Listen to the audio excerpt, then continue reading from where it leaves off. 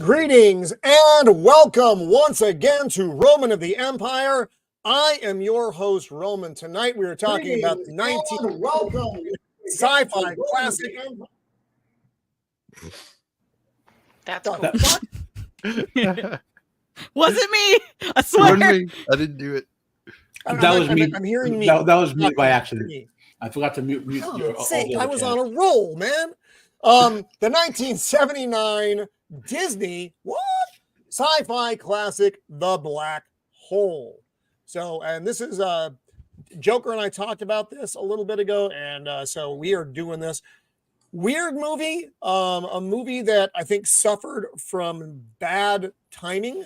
Not everybody knows this movie even exists. Even at the time it came out, to call it a success would not really be accurate. It made about $15 million on top of what it cost to make the movie, which ain't a lot of money.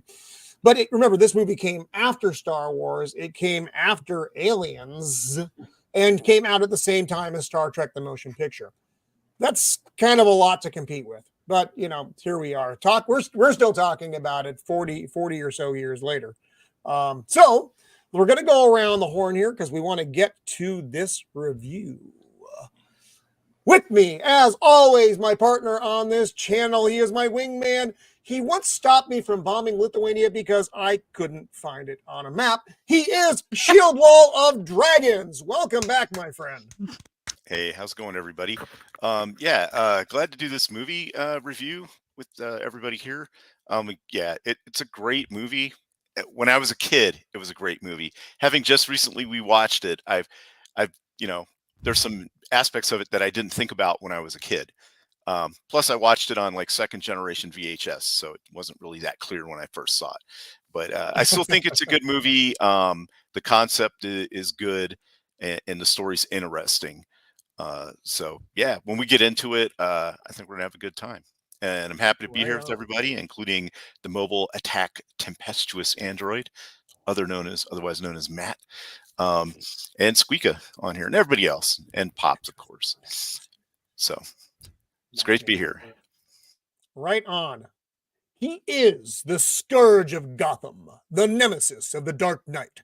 He is Joker voice. Welcome back, my friend. How are you? Oh, if I were any more amazing, I'd be illegal.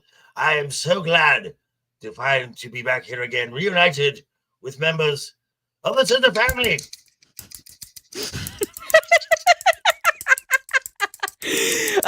Poor yes. Vex. Vex is with us in spirit. Yes, Vex was supposed to be with us tonight, folks, but she was unable to make it. She's fine. There's nothing wrong with Vex, but she did have another thing pop up. So and like Shieldwall, I saw this first when I was a kid, and I'm like, oh, this is really cool. I've watched it a few times since, and it's like, oh, yeah, I didn't think about movies like I do now, but it's still a fun watch. Yep, so, definitely. Let's roll. She will tell you if this is the way. When they announced that they were making a Mandalorian and Grogu movie, she actually put on a helmet over her helmet. She is the untamed Mando. Welcome back. How are you? Doing all right. Making it. Glad to be on the panel with all of the sexy people, including Squeeka, who's the most sexiest.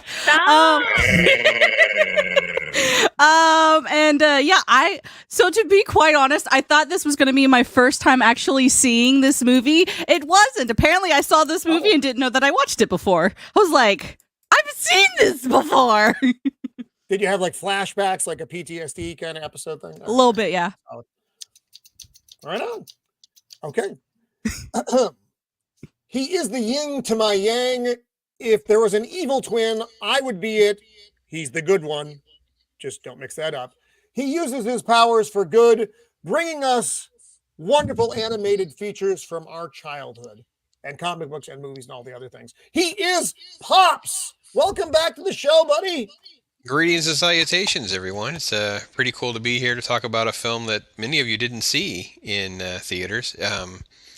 Hopefully the sound is okay. I'm on the move these days, so we'll see how things go at my end. But yeah, it's fun to revisit this movie, and it's always great to hang out with everybody. He's in hiding. That's why he's low. Disney's They They found out he was a Skrull. So. He's a Skrull. Yeah, we're an endangered group now, according to the new Marvel lore. For 5 minutes, anyway. He is the meme master of the interwebs, using his powers for good instead of evil. He is Jacob Ironside. Welcome back, pal. How are you? It's good to be back. And I just watched this 2 hours ago. First time. First time seeing it? Yes, Watching yes, it? first Wow. So it's all fresh and new to you. time. Yeah. That's Looking great. forward to discuss it too. Let's Right do on. this. Let's do it.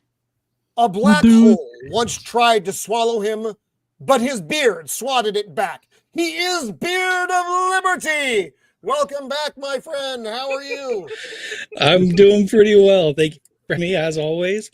This is another first viewing for me. Me being kind of, the meme of the guy who never watched any movies ever. So I'm looking forward to getting into this because there's a lot to process here, I think. Yeah, I agree.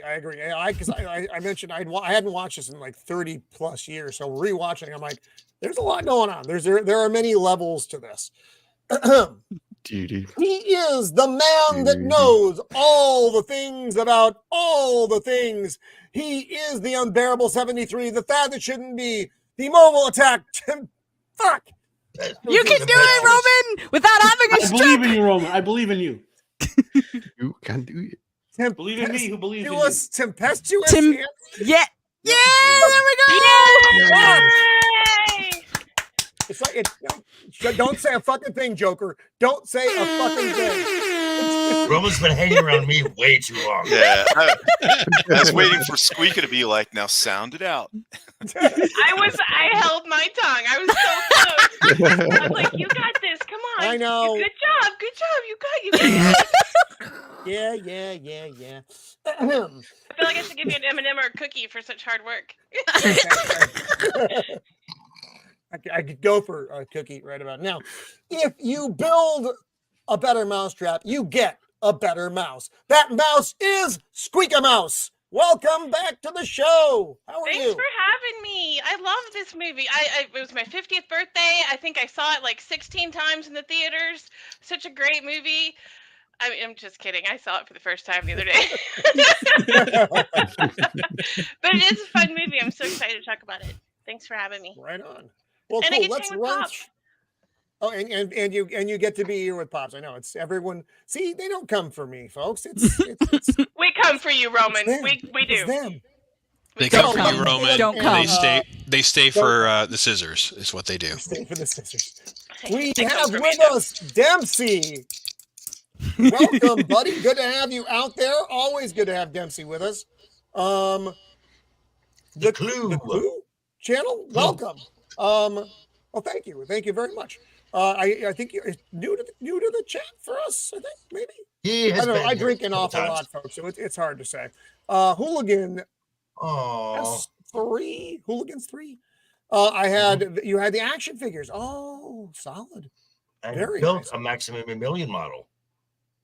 The Gourd King. Welcome, Gourd King. I know I know, yes, you are in the description for the show. There was some kerfuffle.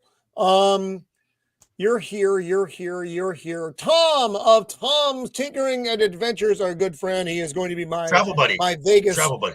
I watched Charlie Varick the other day with Walter Matthau. I'm not familiar with that film. 1973. Walter Matthau is a treasure, though. So, there you go. Dempsey with the goddamn scissors.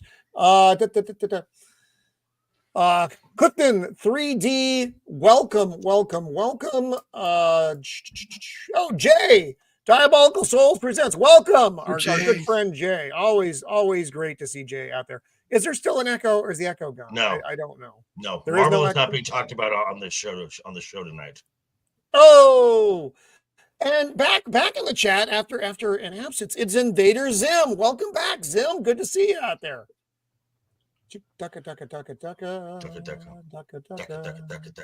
America's 2001. Welcome.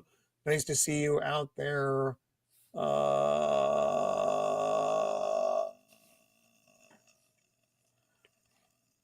I think that's it. I think Did we're he have a good. stroke? Is he still there? You're right there, buddy. I think that is everyone, folks. So since you I haven't have seen this in depleted- decades, how did this get picked? Is it because of the 45th anniversary? Oh, Joker no, picked Joker, it. Cool. Joker literally just like, hey, Roman, why don't we watch By the the Black way, Hole? Why did That's his Sounds like voice? Black Hole. That's your impression of his voice? Wow. That's like What how would I hear happen? Mrs. of the Empire sounds like Marge Simpson. If That's it'll- how I hear Joker. Let's see what the So, settings just say. Pops, Right. you mentioned before. Would it a camera? No, no camera. Yeah. No Okay, camera. Okay, it so wouldn't work. let's. Oh God, damn me! I wish I was smarter. I say this every week, and it still doesn't happen. So I can do free tutoring. I'd like you to tutor with me. I may. Hello. I didn't mean it that way. I was Fuck. Sorry. I need Squeeka to teach me how to do my laundry. What? Wow.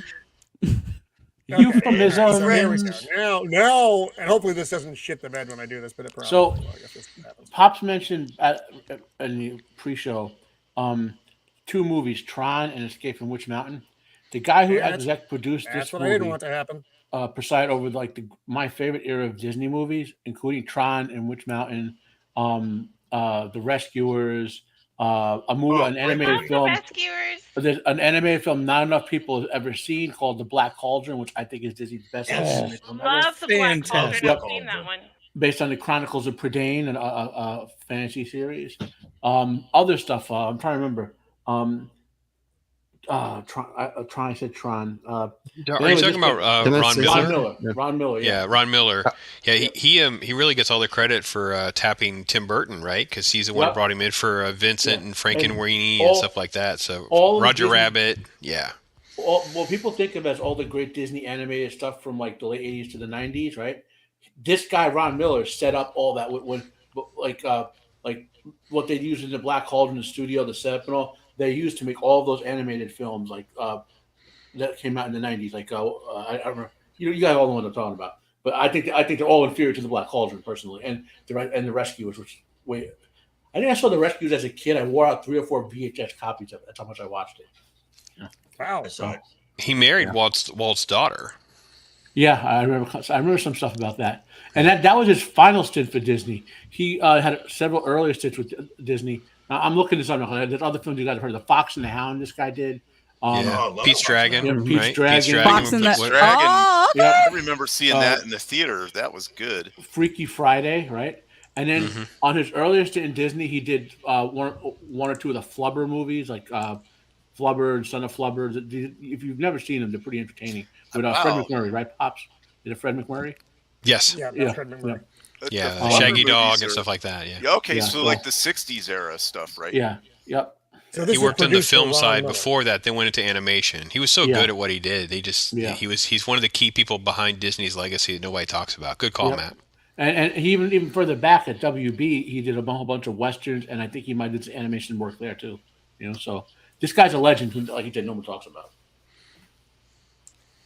And it's directed by Gary Nelson, who he did mostly TV stuff. You don't really have a lot as far as Gary Nelson went. Music by John Barry. He did Dances with Wolves, Living Daylights, Out of Africa, Somewhere in Time. The music for this film I thought was very interesting. They wanted John Williams, but they didn't want any more comparisons to Star Wars, so they did not use John Williams. I think that's an interesting not choice. So we pick up the movie here with the Palomino. It's on a mission to discover life. I mean, which is kind of whatever. It's just out there. It's a smaller ship, small crew. I like there's the an echo going practical effects here. I'm getting it as well. Roman, every time you share it, like this, how every week, make sure you're not sharing the audio for the tab of the screen. You're like the other screen. I don't think I am. Am I? Because that seems to be like it happens like a bunch of times when you do that. Oh, let me check. Let me check. Oh, damn it. Let me see here. Damn it, no. Janet. While he's No. doing that, Oh God. So Boogers. Okay, I'm going to remove this, but then everything's gonna crap here in a second. So just kind of bear with me. I don't remember the whole details, but Escape from Witch Mountain and the director of this film, this guy got it because I think the director of Escape from Witch Mountain couldn't do this movie or something like that. And there's some other behind the scene connections between the films that I don't recall. Yeah, there was. Where the hell did it go? It went into the black hole. It did go into the black hole. Okay, there we go. We're okay. We should be okay now. God damn it! Fuck shit thing. Sorry. Now. You're Hi, acting, Melvin. you're acting tempestuous, Roman. All right, everything's fine now. Everything's fine. Everything's fine. Everything's fine. Is it though? Is it? Echo still. No, it's Still not. echo. So that's not me. I have no echo. It starts as soon as you start sharing. God damn it. Is the tab that you're sharing this in? Is it in the same browser window as your stream? Man, you're talking about things I don't understand. So Here, I'm going to stop screen. Here, I'm going to stop sharing again. If it still continues, no, I can still hear it. Someone else. I don't. Your screen. Okay, there's someone. Okay. Just blame it on me. It's okay. That's all. Wait, did it No, stop now? Squeeka, we've already had this conversation. Everything's always my fault. Oh. Did But I it stop changed my now? name to the kerfuffle. Sure. That's my Did name. Now it's Did going it to get stop all now? fucked up again. See, this where the audience is just leaving. I think it left and stopped. right now. Yeah. Okay. I stubbed my toe yesterday and think thought it- of Mando. It's I like, think it might Mando. be. I think it might be. It's not what I do when I think of me. It pops. Unmute yourself. If you're still there. All right. Anyway. Yeah. So- Yeah. sorry- Okay. I sorry- think it's. Unfortunately, I think it's pops that is. We're getting the audio. No. Yeah. Pops is popping the audio. Which is. Somehow we're getting an echo when he's. Okay. Well, Unmuted. it's fine. It's fine. It's fine. I'm not really hearing much myself. Anyway, so we're with the Palomino. It's a little ship. This is interesting. So you see them floating around this thing, which was kind of cool.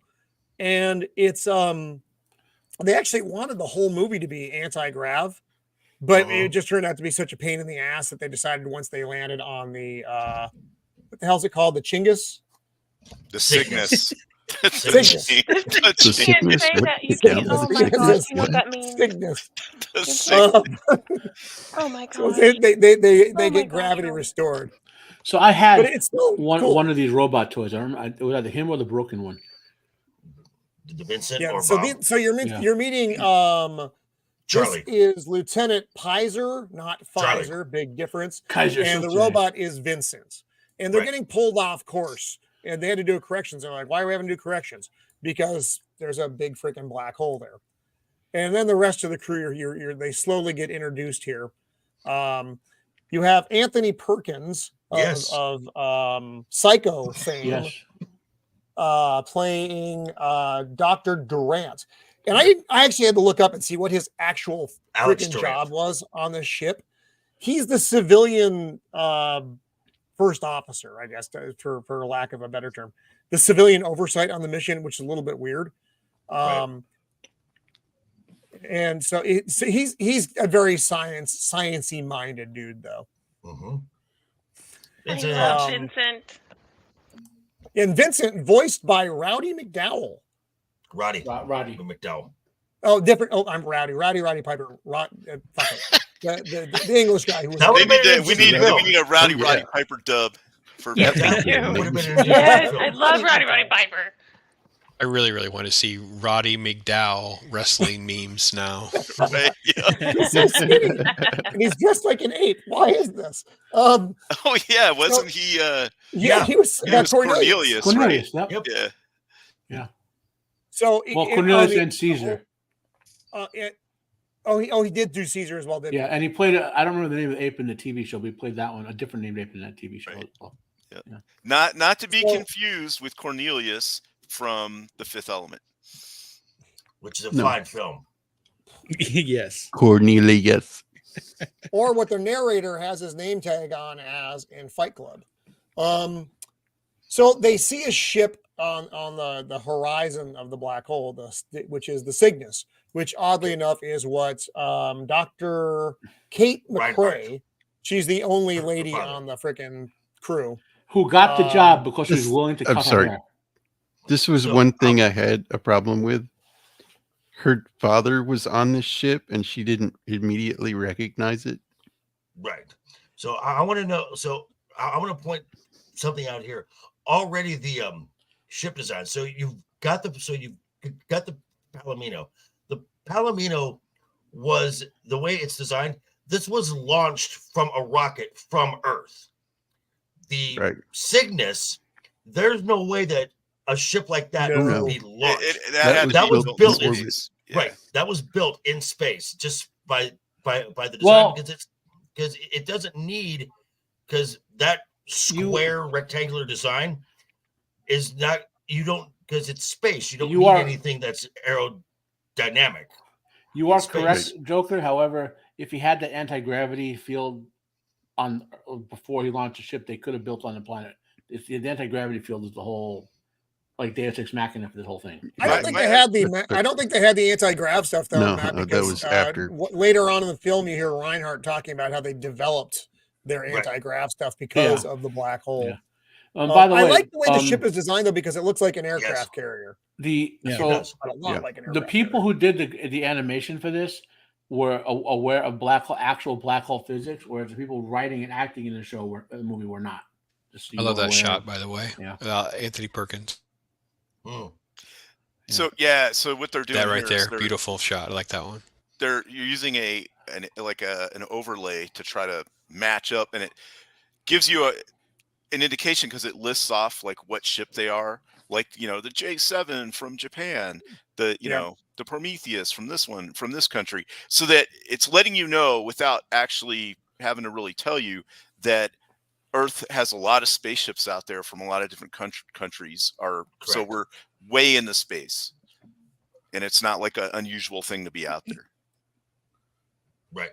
And so we're seeing the back of Ernest Borgnine here. Yes. There he is. So I didn't know what his job was really either.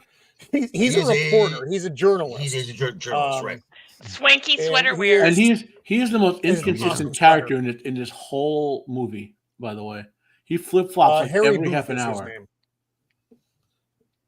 Oh, as far as like his motivations, Yeah, and his and motivation, character. whether he's manic or not, or Right. like it's almost like he is manic, like he has some sort of manic, like wild mood swings going on. Yeah, he does. And here we see Robert Forrester as Captain Holland. And it's funny, I'd forgotten he was in this because I think the last thing I saw him in. He was in Breaking Bad. He was the guy that. Yeah, he was like a fixer guy, right? Right, a fixer. For Right, the- he'd help you disappear for the right amount of money. He won the Academy Award for Jackie Brown in the Tarantino Did he? movie. Yep. Oh, he was in. He's Yeah, I Jackie remember Brown. him being in that. Yeah. Yeah. This is so. This, yeah. Uh, So Yeah, this is Robert actually, Forster is a famous actor. Yeah, he was huge. Yeah, Actually, he's a good if you actor. if you want a great B movie to watch this guy in, it's probably the best like giant monster, but that's not a kaiju, but like a giant animal monster. It's called Alligator from like maybe a year or two after. This Oh my came God, out. I remember that movie. Yeah, you remember when I was a little kid? He was hunting and it down in the sewers, Yeah, and right? it Because broke it was up eating the that, duck. like 70-foot long alley. It broke up out of the concrete and ate the little Yeah, kid. that was a and I was like, scary- yes, get him, get him, get him. Yeah. That Okay. movie fucked me up This is for like pools. the era of like monsters in the sewer movies, Chud, Oh, Chud, Howling, yeah. that kind of stuff. Yeah, but Alligator was so. I mean, you know what? I'm going to watch it and do a review on it. Giant animal Alligator. movies Yeah. started. So they're after doing a Jaws. pass by on the I mean, the Cygnus. that era They just of it. wanted. He's like, we can do like one flyby. It's probably going to be dangerous anyway to check it out because of the freaking black hole. and I just want to say that this because we talked about everybody. This is actually this is an amazing cast. This is an amazing cast Yes. for this Yep. time for this Most- time of a film, and that shot right there, just the way the black hole looks in this entire film, loved it every single time. Yeah. Could Well, not like I get said, enough of that. the people doing all this, the effects and the paintings, they were aware of black hole physics, which were fairly well known at the time. We learned a lot more about some stuff, but the people writing this movie with like the events are like my biggest complaint about this film is that they had like directing was good, the acting was good, the sound was good, the visuals were good, and all that, but the actual implementation of the plot was horrible. Like Like there's just no. Well, unless you have a certain theory where it's the end of the film, like you're talking about, Roman, then there's an interesting. Yeah, we need and we will hit that.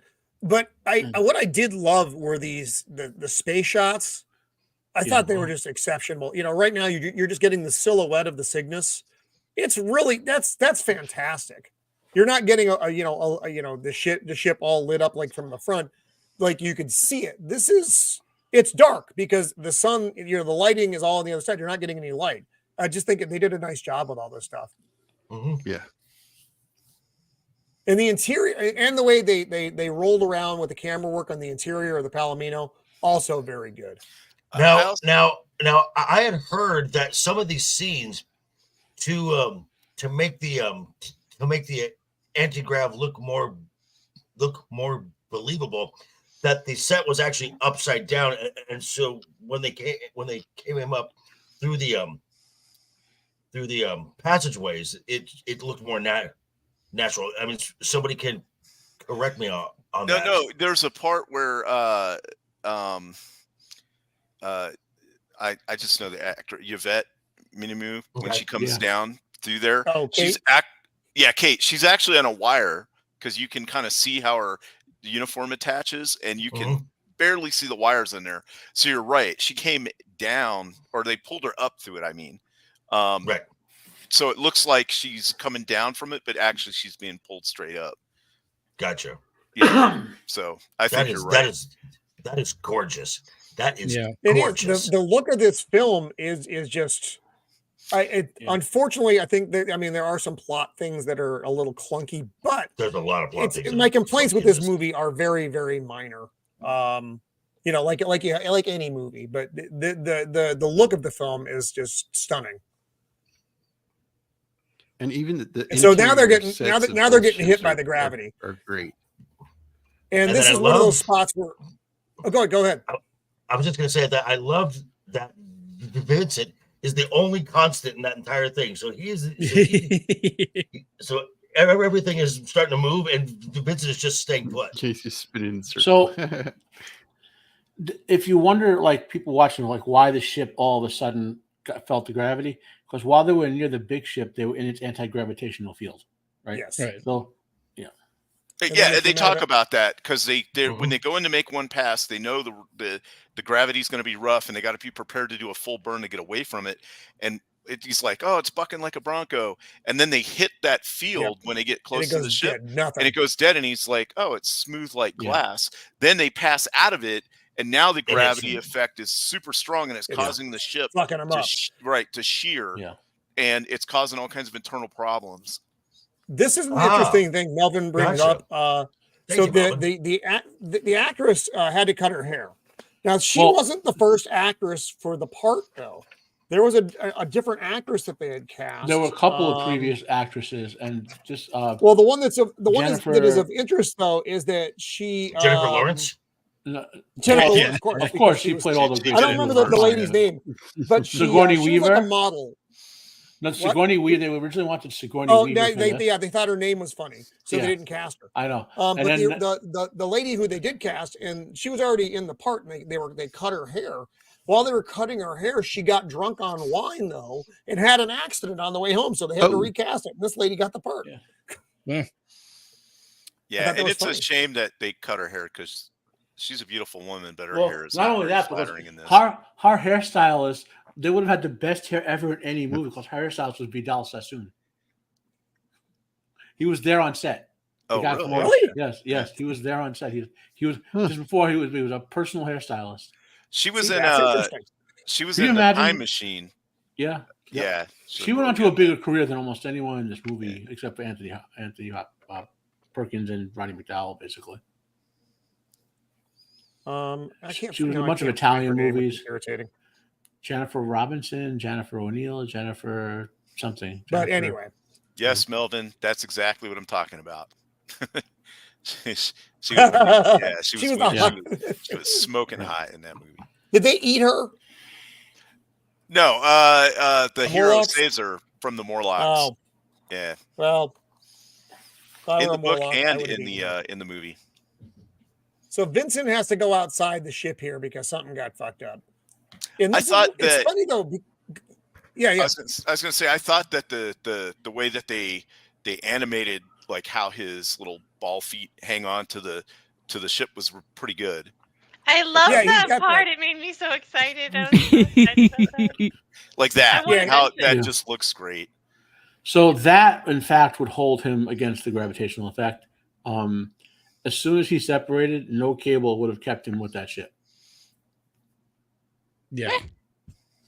So this is where I didn't understand. There's Ernest Borgnine's Ernest Budd, what his job was, because as soon as the ship gets damaged, he goes to try to help fix stuff. And I guess everyone probably has to have some skill, That's just a trope from this, like sci-fi books and movies. Like Yeah. everyone in space must know how to fix stuff.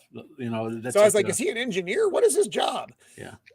Well, the ship is not big enough to technically be like a passenger ship. So if he's on there, Right. he's got to be like he's got to have a crew He rating. needs a job. Right. Well, he's a reporter, but I don't That's understand. not a Yeah. job. So not not anymore. Not a it's job. Not anymore. It's not. Now they have to learn how to code. I think some of these shots, though, it really does showcase one of the strengths of the film. That was like the set design and the details they went into in the wake of, Star Wars, Star Trek type stuff. They tried to make a franchise with this. They tried to make a footprint. It was. I mean, they got their money back, but they didn't like get the blockbuster feel. Yeah. One thing I noticed about the ship design for both the ships is that it's kind of it's leaving the like 60s kind of motif and heading into a more modern. So they have a lot of equipment and things that look modern, but they also have a lot of screens that have just a bunch of nonsense on them that just for flashing lights and stuff. And so there's that transition between, it's a rocket ship and it's a spaceship, Yeah. Yeah, Well, I think the movie remember, Alien changed a lot of stuff. Yeah, Alien had already come out. Now they had already, obviously, production on this film was already well underway by that point. But you do get a more grounded element as far as functionality of the ship instead of just being shiny and pretty. It looks like shit actually has a function on where it is and what it does, not just smooth consoles and all that stuff. So this Kate and the robot Vincent have an ESP link. That's important.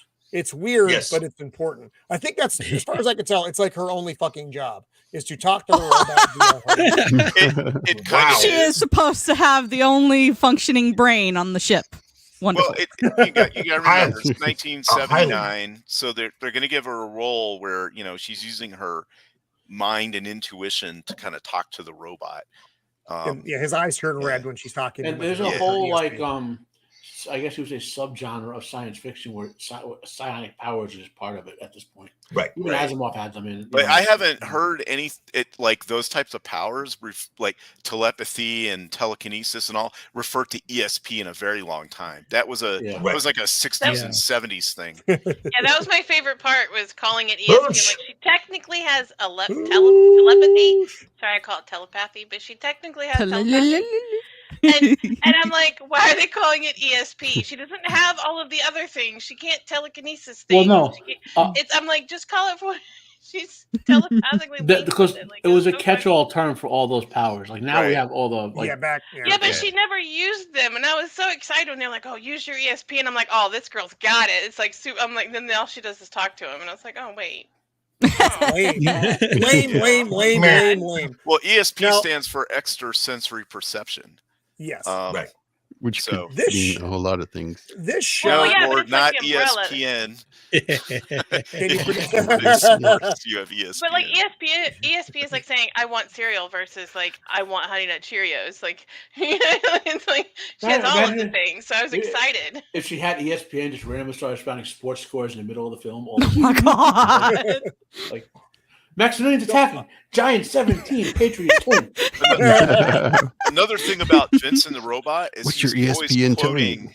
He's always quoting like old proverbs and like Socrates and stuff, which I thought was interesting because you don't hear that kind of stuff these days. No, that's like part of his programming is to offer these philosophical tidbits. And I like that sort of like repartee he had with the one guy Charlie. Pizer. Yeah. Charlie. Yeah. This shot is really cool. So you're getting the thrusters from the Palomino, and in the very, very far distant part here, you just see the silhouette of the Cygnus. Yes. It's just, again, the way the film looks is just beautiful.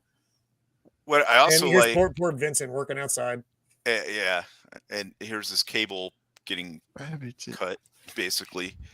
But I also like how when they show the exterior shots, it's using thrust maneuver jets to make its course corrections. So it's actually doing like real space stuff. Yeah. Yeah, that's cool. And so Vincent gets separated, and off he starts floating. And he pulls the R2. Yeah, he's got a little, like Batman device here.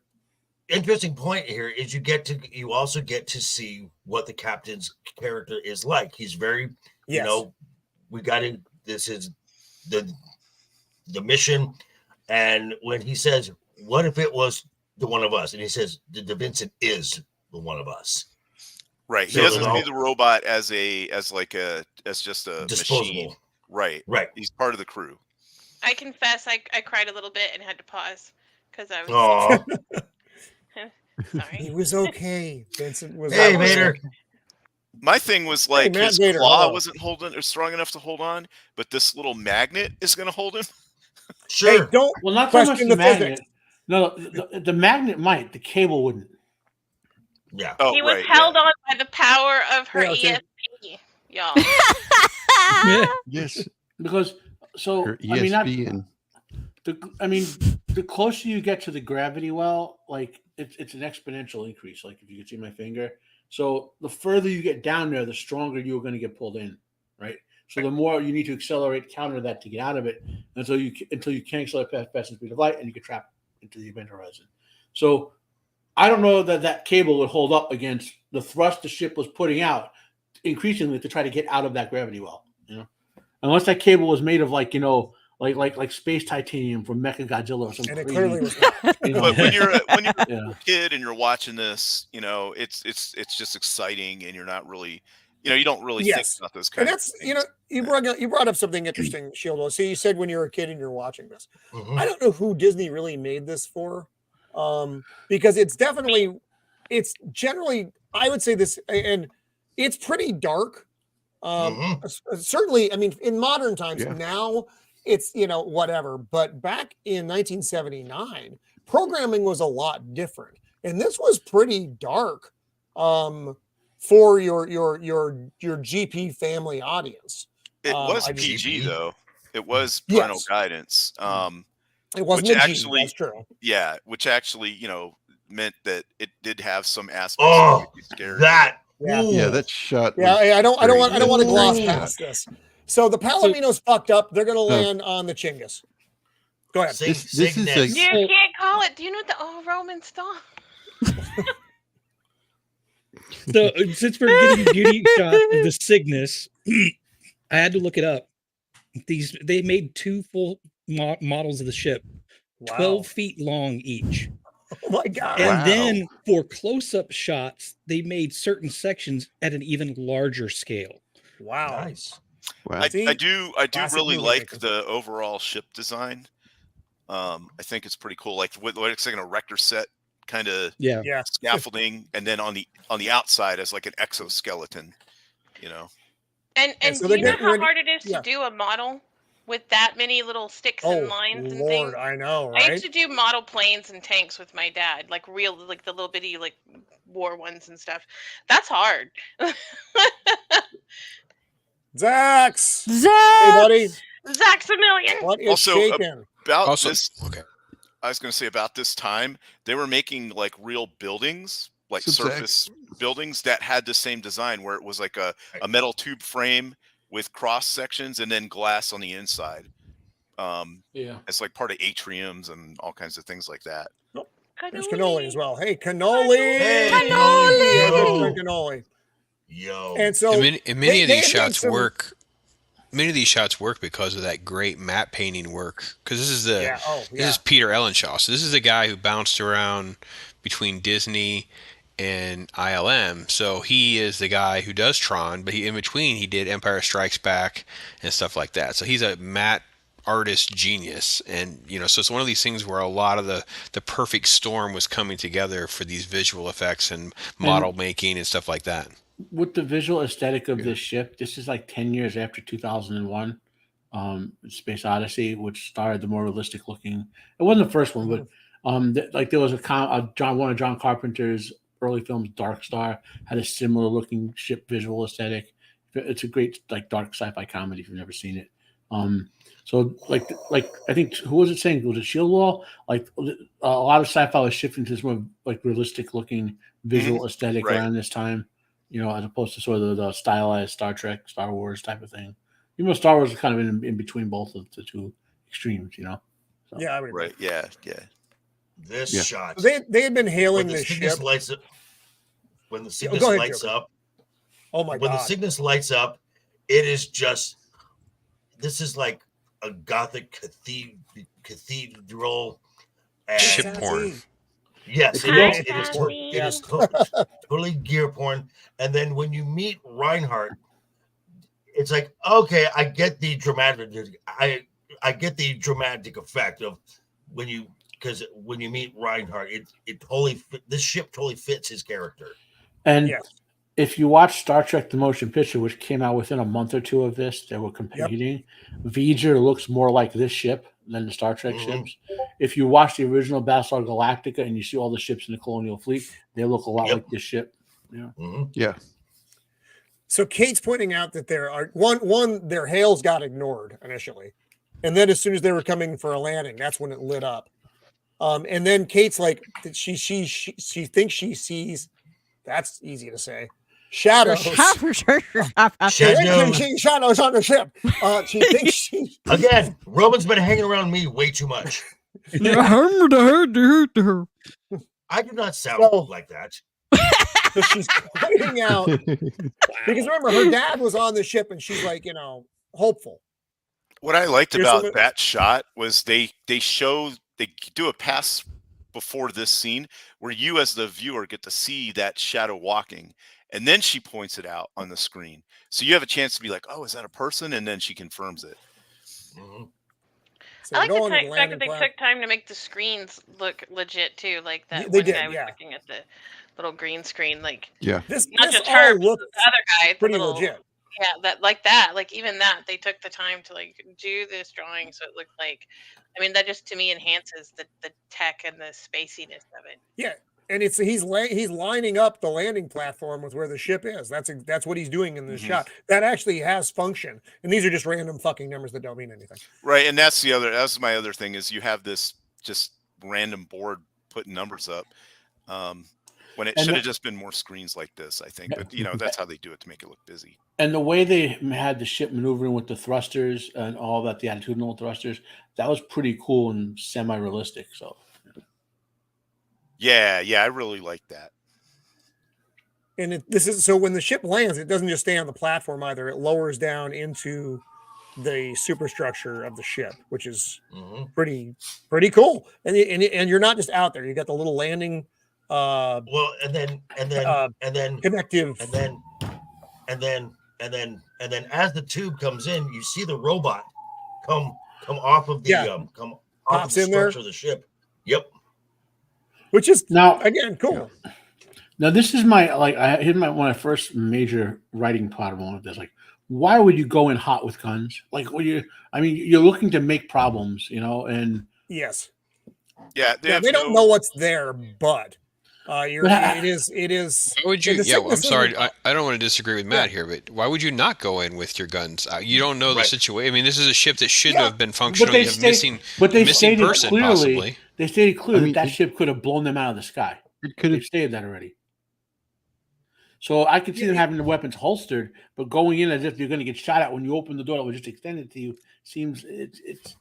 I didn't know enough about the geopolitical situation to think even why an exploration ship just looking for life, unless there are other aliens out there in this world, would even have weapons on it to begin with, like actual spaceship. Well, no, it's not that. It's the number one problem is going to be space pirates. It's not. It's going to be humans.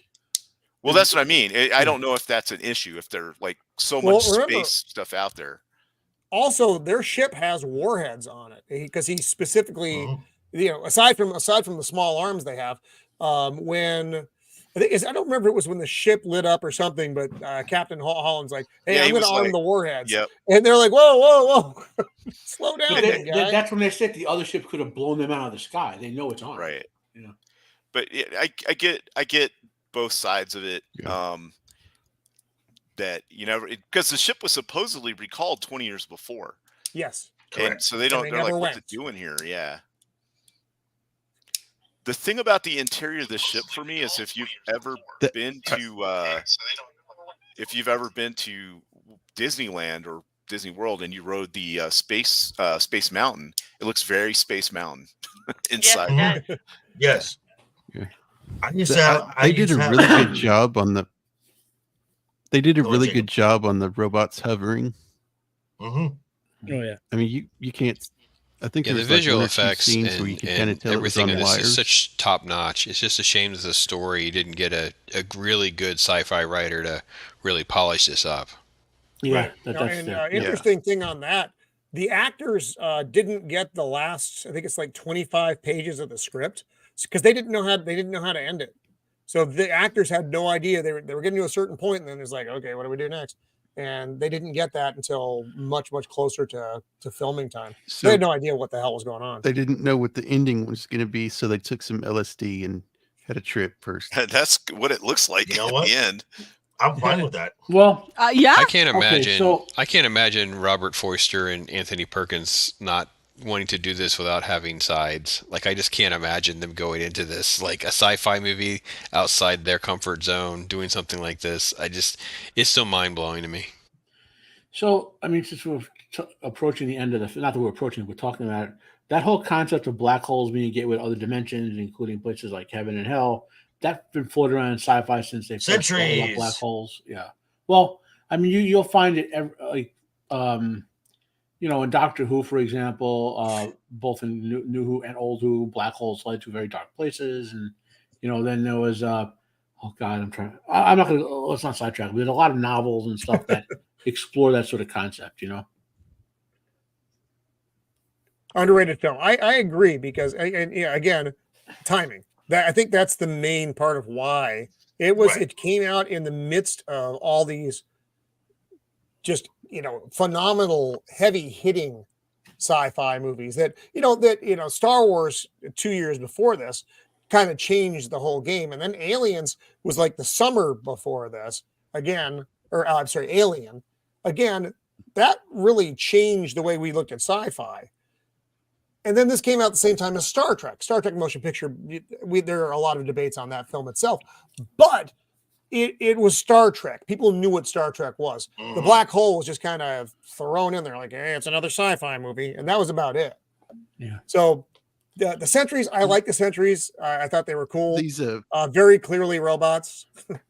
Their helmet is kind of reminiscent of early Boba Fett helmet designs. Gotcha. To go back to a question that we had before as to who, like, what age range who was this movie made for? Oh no! Damn it, Copa! Who this movie was made for is I think that they made it for everyone, but the people that are going to get the most enjoyment out of it are probably people that are around 9 years old to maybe 14. Because you're just smart enough to kind of understand what some of this stuff is, but you're not smart enough to go, okay, how can they breathe in space or whatever? Oh, these are questions we asked the other day. So. Yeah. But I think that's who it was, because I know I enjoyed it a lot when I saw it at that age, and I had really good memories of this movie. And then I saw it again the other day and was like, oh, okay, it's still a good movie, but I have more questions. There's some things. Hey, for those who were there, ride that they went on, by the way, this little trek thing this little roller coaster. This was one of my favorite parts. I want to ride this. Was this supposed to be 3D? No, I don't ever think it was supposed to be. Okay, I don't think it was. It's just the way this scene was filmed. The ride that Squeeka likes. There had to be a better way to say that, and I apologize. This was just this was a Space Mountain shot for sure. Yeah, exactly right. This was based off their. But it looked like it should be 3D, just kind of the way it was filmed, a little wonky. Hey, Jana, welcome. Also, Jana. I had. We got Jana. I We didn't got think of it Sassy at the Sauce, time, we got a full. but now I had some like questions about the design, about the functionality. Is why was it so big inside? Look at this. Look how much space is wasted. There's a lot of empty fucking space in the ship. Well, the crew is supposed to. I know be they want bigger, to make but I don't know how big epic. the crew was. I know they want to make it look epic, but well, no. know. Think about the size of the engine and the amount of fuel you would need for those ships. So most for a ship that big, you would need most of that's just going to be fill-in for the gigantic fuel tanks and engines. It's like if Babylon 5, people realize most of the space station was that big because of the gigantic nuclear engines. So it, even 2001, when you talk about it's a gigantic framework to connect you to the engine that you can't be near because of the radiation. Well, weren't they supposed to go search for new life or habitable planets? I mean, what if this is just storage space, like the back of a pickup truck, to just throw all the stuff they find and cart it back? I just found it interesting the big space pickup.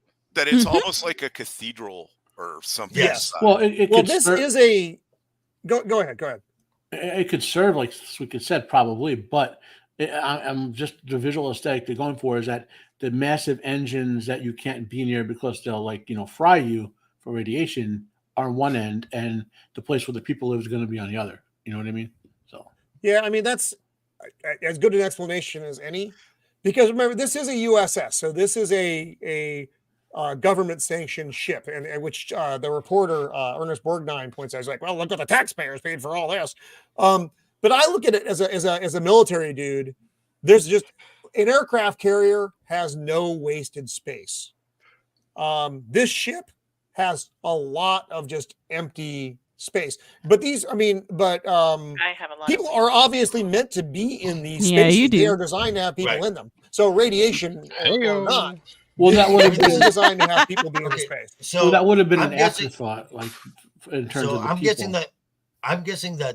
guessing that this ship probably had a much larger crew, and this was basically a city, like a functioning city almost, just to go through space. Mm-hmm. Yeah. This scene, this shot, I want to talk about it because it was just kind of funny to me. They all hop in the elevator, and then I didn't. No, go back. His eyes. His ass looked fine right there. That was a heck of a side profile. Look at that. Got a nice booty. It's protruding just a bit. When they go up in the elevator, though, it's just the camera goes up. So you're just getting the idea that they're going up in an elevator. I just thought the way the camera worked was kind of funny. It's all that time in no gravity. It's just loosened up his gluteus. Yeah. This is my favorite shot. That is a beautiful shot. Ooh.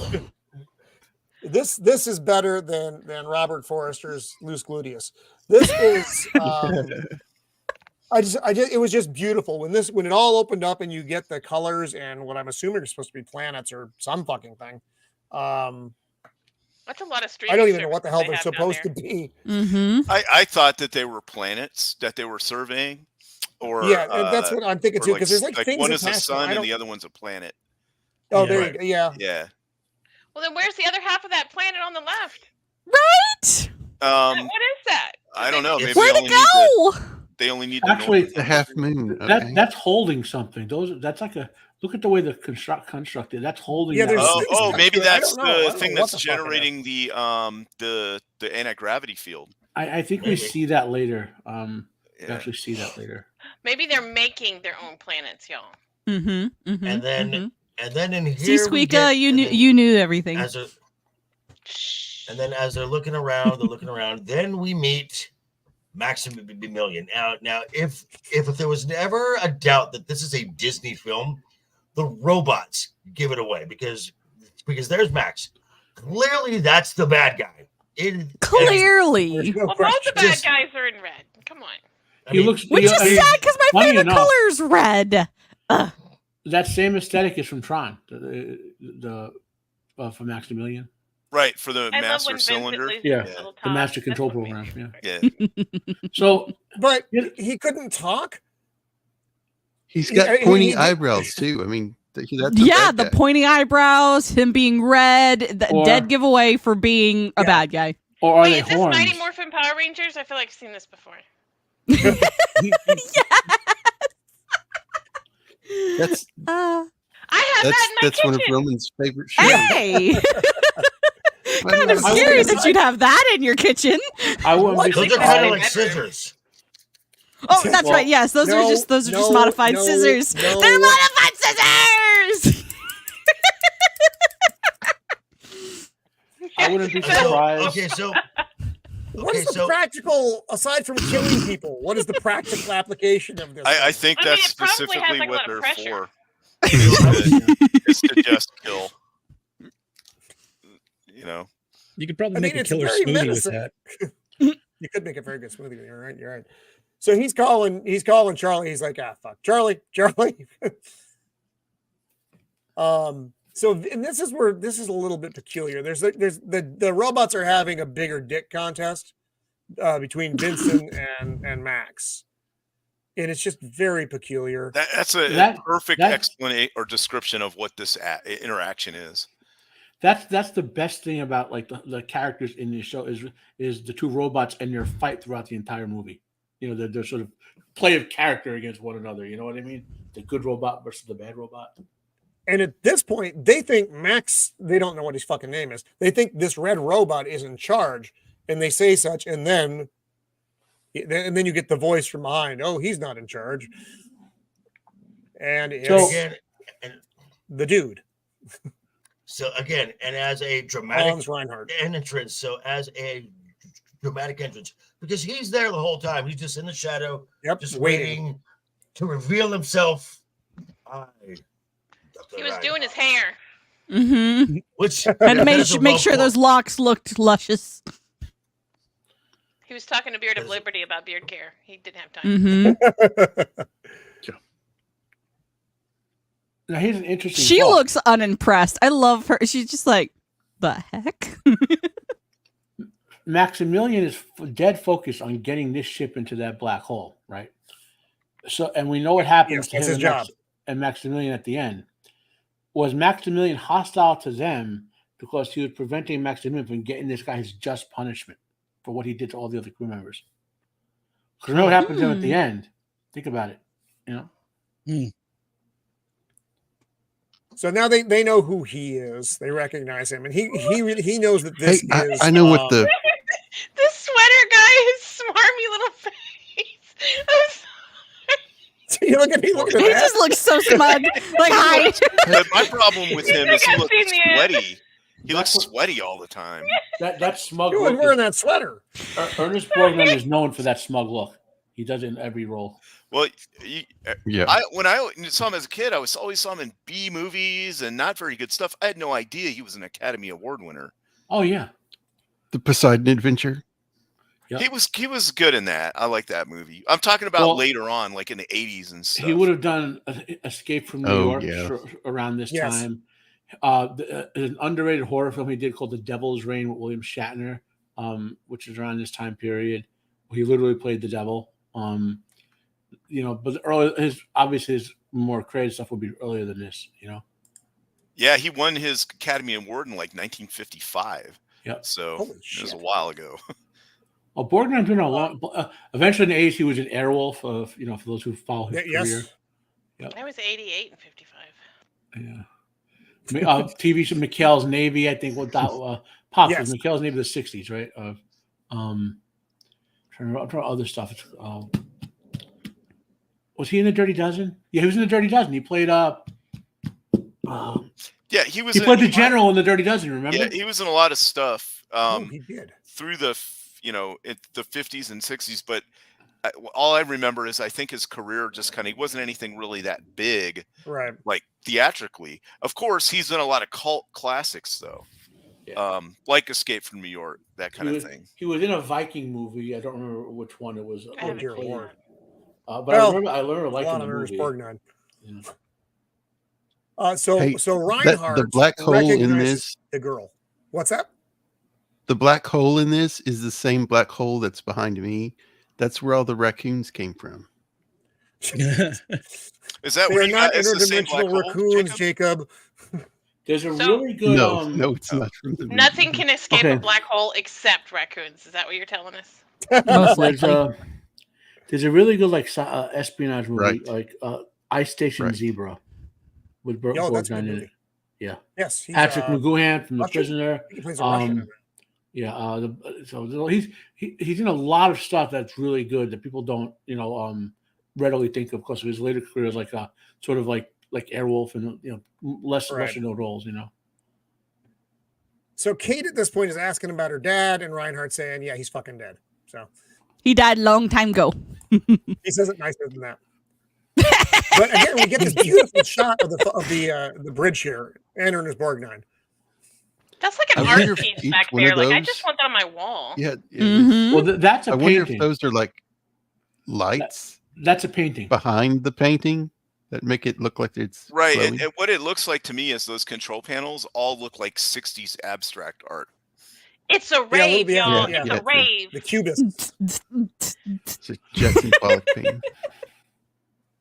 So they're asking about the crew, what the fuck, and he's like, they didn't make it home. So his version of the story is that when they got there, the ship had suffered damage from an asteroid field or a meteor field or something like that. He sent the crew off in like escape vehicles to go back to Earth, and that Kate's dad chose to stay with him to kind of go down with the ship type thing. But then they repaired the ship and they stayed out there, but he died a while ago. So all right. And his thing is that he was on the cusp of this big breakthrough, and they did the recall because it was too expensive or the mission hadn't found anything, and they just wanted to get him back. And so he was like, "Nah, screw that. I'm going to stay out here," because he wanted to finish his research and stuff. And so the premise is that he built all these robots in 20 years to crew the ship, and then walk around with a bunch of security detail robots. Which I don't know why you would need so many of them if it's just you and a bunch of robots, but Yes, and the humanoid looking robots are an interesting plot point later on. They were. He talks about them. He made them kind of medieval because he has a flair for the dramatic. And then we get the big dick contest again. Are they the first people to find him or the first ones who lived? Dun, dun, But those are the easiest Halloween costumes ever. Those little humanoid robots. They're pretty dun. good. Yeah, right? they I'm kind like, of. dude, I could Yeah. be one of those for Halloween. Nobody knew who I Right? was, but that's even better. I'd know. Mando, you can be Maximilian. but how Yay! it plays into the storyline later really is kind of almost like a horrific part Yes. of the movie. Yes. That's exactly the And word. so these two are gonna going to use. get parts, and the other guys are all staying with Reinhardt. And this is interesting. This is where Durant, Anthony Perkins, is like, well, now, Doctor, you'll be able to come home and share all these amazing discoveries. And he's like, what makes you think I want to go home? Right. This is where Yeah, he says that he wants to actually take the ship into the black hole. Not yet. And He he- doesn't. And, I've and heard by that the one way, before. this is where Here he Borgnine goes. starts doing his madness, like his back and forth between let's take over the ship and take it back, let's run away, like the most Now- inconsistently written character in this whole movie. I want to point something out here on Max, because Max is doing the hovering thing. But if you notice his leg fins, they will always adjust. They're always adjusting the entire time. I thought that was a nice that was cool. touch for Max. And now we get to meet old Bob. Old Bob. I loved old Bob. I loved So Right? him so interesting much. thing about Bob. And his So voice. Gary Nelson didn't think that the original clay design when they made the mock-up had enough damage. So he took a baseball bat to it and told them to Oh. cast that. Yeah, I thought that was pretty Wow. funny. It's like, all right, got Yeah, it. that's Was it's the bat voiced named by Slim. Lucille? Just No, that would have had spikes on it, so it would have left Oh, indentations. Was it Pretty- voiced by Poor old Bob. was it Slim Pickens, or it Yes. sounded like it? Yeah, so both Slim Pickens and Roddy McDowell were uncredited. If you go back, now we know, obviously, and their voices are very distinct, but they were uncredited. How does he have Um, that many lines and not be credited? Thought it was weird. Thought it was Yeah. weird. Probably a union thing. Can we have a black hole too? That's all about Mhm. Bob. Mm-hmm. We need What about more Bob? Bob. All about Bob. What Yeah, about well, Bob? I also Would be a like prequel. I also like the fact that there is a camaraderie between DeVincent and Bob, just instantly because of their Yeah, because they're the design. same model. Right. Yeah. The old battalion. Can we just get old Yeah, Bob Bob's in charge of having getting parts. Slim Pickens do Blazing Saddles dialogue? That would even make this movie a whole lot more Somebody, interesting. somebody go back to town and get a crap load of dimes. Excuse me while I whip this out. So here's the power source, and it's enough. I believe Reinhardt actually says this is enough power. They could give power to the entire Earth with the power that's on this ship. And look how many levels it goes down, and there's crew Yeah. at each one of those lower positions. So So yeah. when they said that and so this shot, the first movie that came to mind was Forbidden Planet. With the Yeah, that's great, gigantic great construction, with reference, all great that- homage, with almost. all Yeah. that power, and look at the way the meters are, and right. remember all the round meters as it powered up and all that. Oh yeah. And it went. The core went all the way to the planet or something, right? Yep. Or to the center. Yeah. Yeah. Right. And then here's just Durant kind of which they kind of copied in massaging Babylon Reinhardt's 5. ego. Ernest Borgnine sneaks off because he's Ernest Borgnine. He's probably going to look for a sandwich. No one knows. Yeah. So this is like personality switch number 2 for Ernest Borgnine.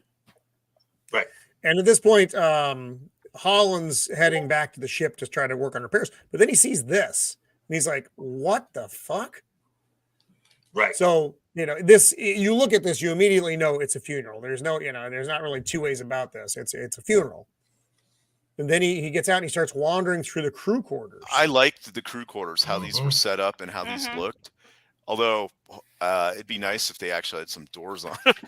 That's what was I was right. thinking. So I'm like, man, It it's sucked very good like that. roomy. But For some reason, I thought that they were sliding. Like I don't know. Maybe I was just That's what I imagining. think. Maybe they were like up. They would come down from the top or something. maybe, but Mhm. it doesn't give an indication that there's a door. But I looked at the rooms and I was like, you know what? This wouldn't be bad for you. Dude. Yeah, that's a great my room. God. Yeah. No, That's well, better than they're my not dorm really in a lot. college. If they're not really human, are they living quarters or are they just kind of No, we don't know. Well, but these those are were like sci-fi girly living pics on the wall. quarters. These were living quarters. Well, for the at least crew. the bathroom has a door, or the closet. the closet. Closet. Yeah, Which Where's the bathroom? Which then he notices because, as Reinhardt said, Yep. the crew all left. Well, why would they leave their Yeah. stuff here then? I Yep, mean, all I their could stuff see is them there. not taking absolutely why would you need this many uniforms if you were trying to escape? But yet I don't there's a even lot know of why you need stuff that in many there. uniforms anyway. There's Look a how lot of clean they are. uniforms.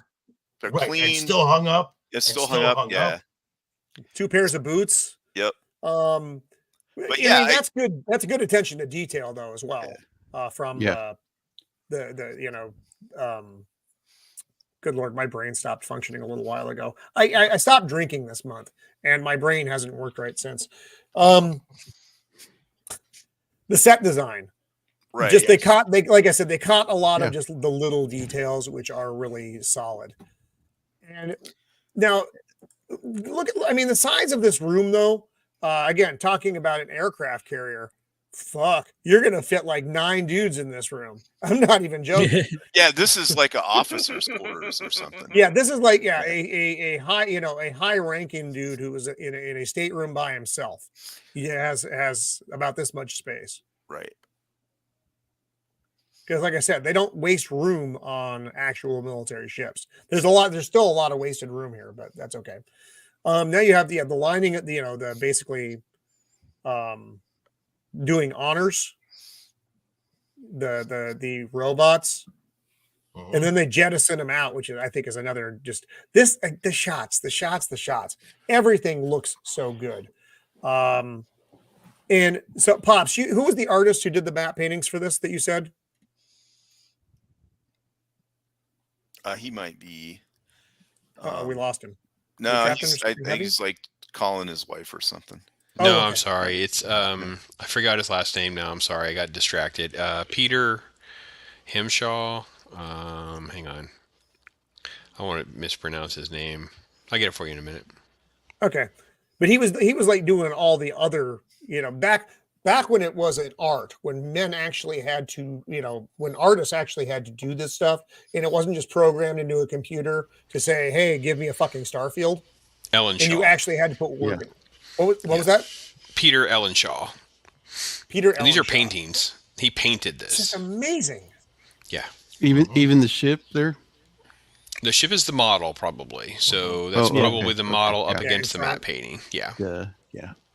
And I don't know how they got the black hole effect, because it actually does rotate. I mean, it's just gorgeous stuff for back in the day. I think it's watered down paint filmed in a clear container. Oh, wow. Yeah, that might be it. Yeah.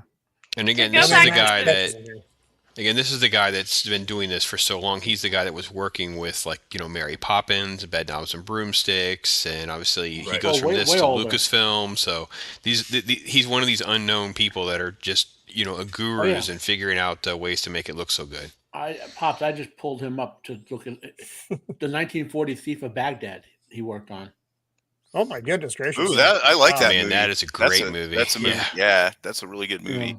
To go back to the non-use of computers and the way that artists had to do this, I also love these older films for the cinematography and the use of cameras and things, because like I said earlier, I just watched the first Terminator for the first time too, and I love that it's dirty. It's not cleaned up like a computer would do it. It's not processed through a bunch of things. People's skin isn't perfect. You see the guy sweating in his little sweater. It's like lived in. It's and it's not dirty in a bad way, but you can see all of the stuff. Sometimes you can see smudges on things, and I love how true it feels, and I love that old movie dirtiness of it, if that makes sense. She likes things dirty. I do.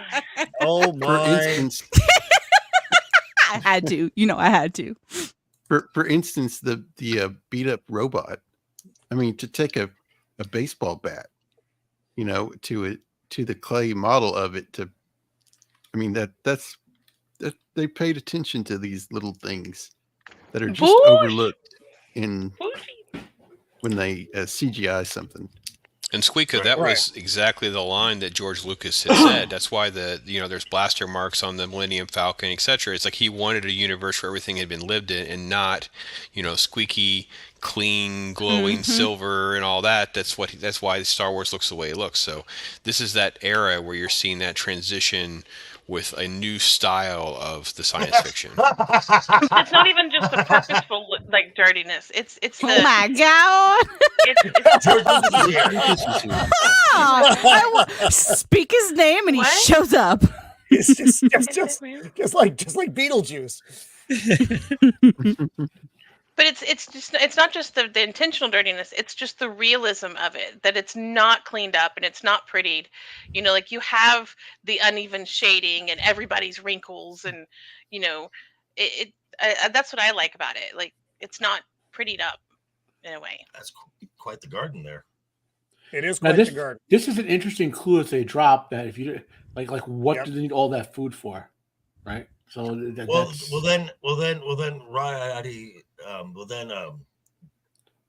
Alex says something later on that it provides the oxygen for the ship. Yeah, he's making excuses because Reinhardt lies. Right.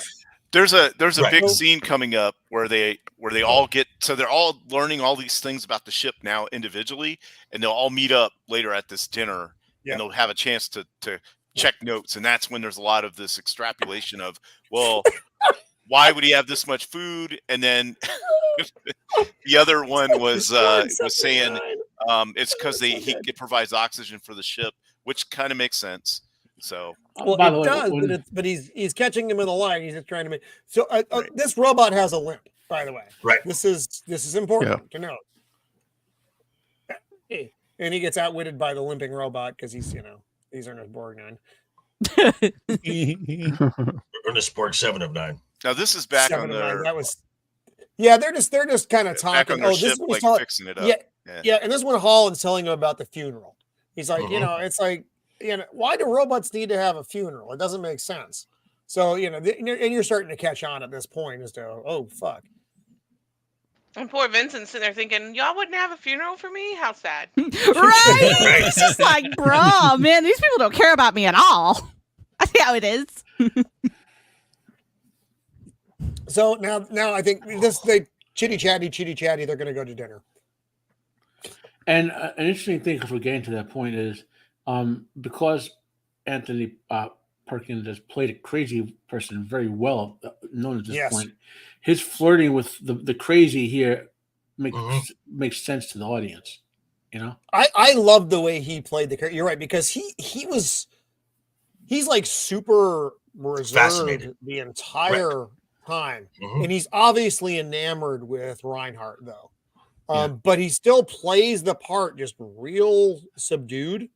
And I want to point out that if they had just done what he wanted, got a ship, flew away, and recorded it, none of them would have died. It was only when he went crazy when they started interrupting his plans and all that, And I think my theory is that Maximilian was trying to get them off the ship so we could take this guy on a one-way trip to hell, right? Because Maximilian was an agent of the other side to begin with. And I think that's the whole sort of plot going on here, in that, like, these guys are stuck in this guy's one-way trip to hell, and Maximilian's like trying to kill them or get them out of the way so he can take them to hell. And, if that ESP connection hadn't happened, they would have took the book, went off the ship, flew away, recorded it, and they went, he went to the black hole, great scientific achievement, not knowing what happened to him on the other side of it, and they all would have lived. But it did. So now they're on their way to dinner.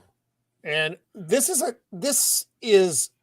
some people are going to like the scene. This was probably for me one of the weaker scenes in the movie. Oh, with Stark?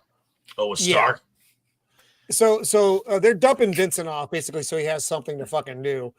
And he goes and he's palling around with the other robots on the ship, and they're having a shootout. Okay. This harkens back to like the old Daniel Boone's and stuff, where he always had to have like a shooting competition to show who's the tougher person or whatever. But they have to do this to establish that Vincent and Bob can take on Maximilian. That's the whole point of this. And also it establishes how like everything is not necessarily as it should be. Like why, like these robots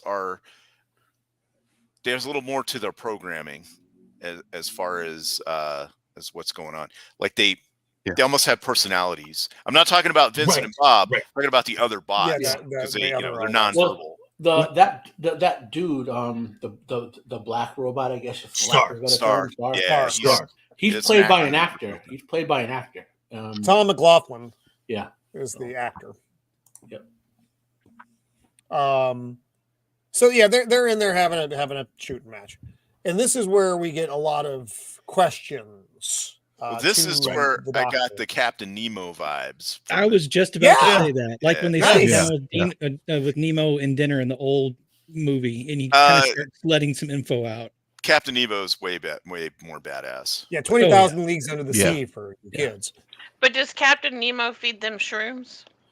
I'm sorry, shroom soup. No, sea cucumber soup. Wild mushrooms grown in the garden. Sea cucumber soup. I think that in the movie 20,000 Leagues Under the Sea, that's really what he feeds them, right? Sea cucumbers. Sea cucumbers. Yep. Yeah. So at this point, what about the mushrooms? Not as cool as shrooms. Oh, not as cool. Not true. Also, sea cucumbers are disgusting. I don't know if you've ever seen one. I know. If you've ever messed with one, yeah, they're not. Excuse me. Sorry. Bless you. So one of them points out that the garden on the ship was legendary because of its vastness, and Reinhardt says, "Oh, sadly now it's just enough for one," which what's his fuck? Ernest Borg 709. Ernest Borgnine doesn't call out, which is good. He doesn't just blurt out, "Oh, you're a fucking liar." He holds it back, and the Reinhardt also doesn't want them wandering off by themselves anymore. Right. Yeah, he says there's like a lot of parts of the ship that are kind of like under repaired, so they might be dangerous. That kind of Creepy thing. smiles, man. That was one of that's what I say, that's one of the creepiest shots right there. Like the dude in the background, the two creepy smiles. I wouldn't get in a van with those guys. That's scary. Right. I wouldn't either. Well, that's when Reinhardt asked him if he's still working for the same newspaper and if he's still on strike. I feel like it's going to have Red Wedding vibes any moment now. and so he tells him, stuff about it, and then Maximilian or Reinhardt says, "Oh, well, it's all the same news, just the names change." Right. Yes. Yeah. Which is actually pretty accurate. Even now. Also, as far as those two guys trying to get you in a van for Squeeka would be driving the van, trying to get them into it. Don't be giving away my secrets. Don't be telling people things. Hey. If it says machine repair on the side, it's me. Exactly.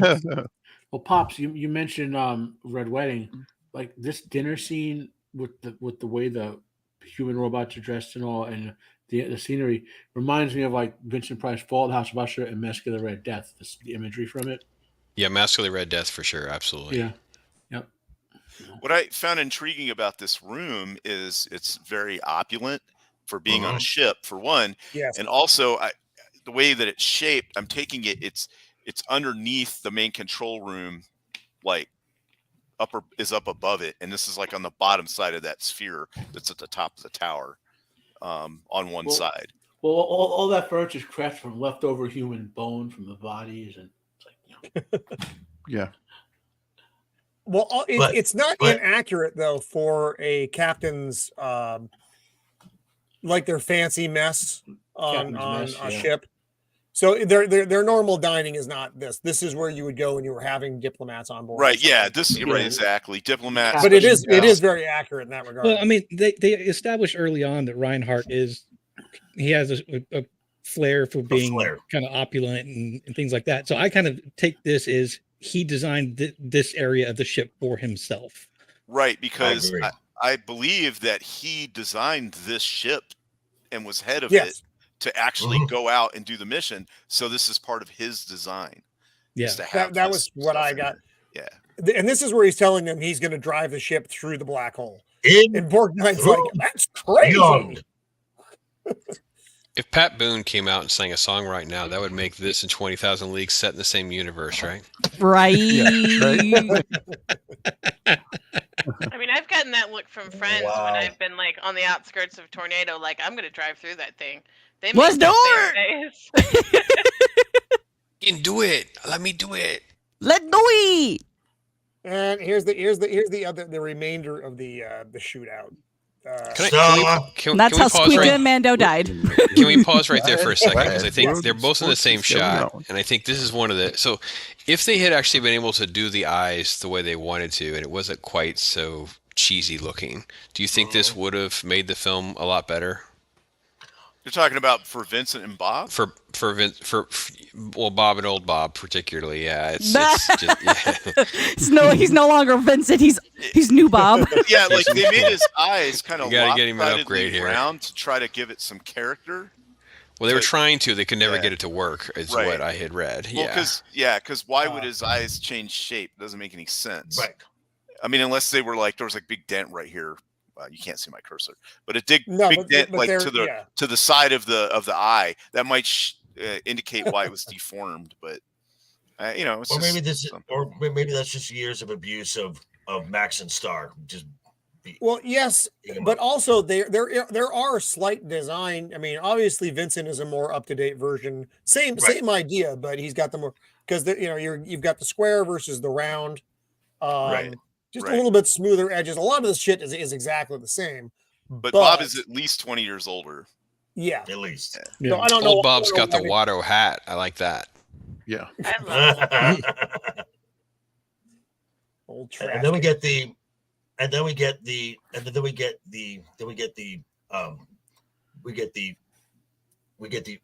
Vincent upholding the old regimen. He's like, Star, Vincent's my name, sharpshooting's my game. Try me. Oh, I like that Vincent comes with a CD player, and Bob has like nothing. So obviously that's the technology difference right there. Yes. He's got little Because player. CD players are top of the line. Right. See, like he's probably got an 8-track in there somewhere. Well, this is Bob first. So, and Bob will, and we see that Bob gets Star. nudged. Well, yeah, and we see again, like someone else is saying, that some of these robots, they've got a personality. Star doesn't like to lose, and Star will cheat if he has to, just to remain on top. Lousy cheating robot. And then he does, and even the little, the twirling the guns and. So now the probe is coming back Right. from the black Hey. hole. Probe and black hole. Probe, You just and these probed the black numbers, hole.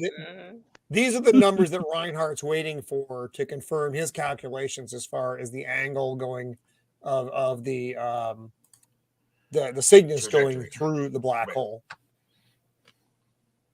And so now, back to the shooting match, and Vincent's doing his bit. And there's a lot. They have funny dialogue exchange. It's fine. Again, this is one of my least favorite scenes in the film. But so there's a ricochet here, and it's intentional, obviously. Right. But this for me, you're destroying one of the robots on the ship. It's just a bit of as the visitor, you've just destroyed one of his belongings. Well, no, he hit the metal, his like his little signet or something there. So the shot didn't go through him, and then he blows as a gasket because he's like, I lost. Yeah, it's his little marksmanship ribbon. Oh, I thought it blew I have him up. jokes, but I'm not going to say them. No, and then he gets mad. And then he gets mad, and then it short circuits him. And apparently, it's happened to him before. Right, because Bob ate him once. Right. Bob's call says he's a sore loser. Yeah, and also brain lock. Sorry, Maximilian beat him. Do you remember that's the whole premise of like saying Maximilian's better than this guy? So if Bob because Star used to be the top robot before Maximilian was invented. Before Max came along. Yeah. So now we established that Vincent and Bob can face off against Maximilian. So here they're having the post Reinhardt is gone discussion because he's off checking out his probe. Probe against black And hole. this is where they're talking about, he's lying about the garden. I just saw the garden it's used, and this is where Alex offers his, it's just maybe to provide oxygen. Oxygen. That face. What the what? Dude, He makes the best faces. I do. I have to confess, I like his little sweater. I do. It looks warm. It's a space sweater. And I think this is where he talks about if he's lost his mind, they should take the ship. You've got the computer geniuses who could figure that out, and then the rest of you, can take Maximilian and Reinhardt out. And he's like, "No, dude, we're just getting off the fucking ship. Everything's ready to go. We're leaving."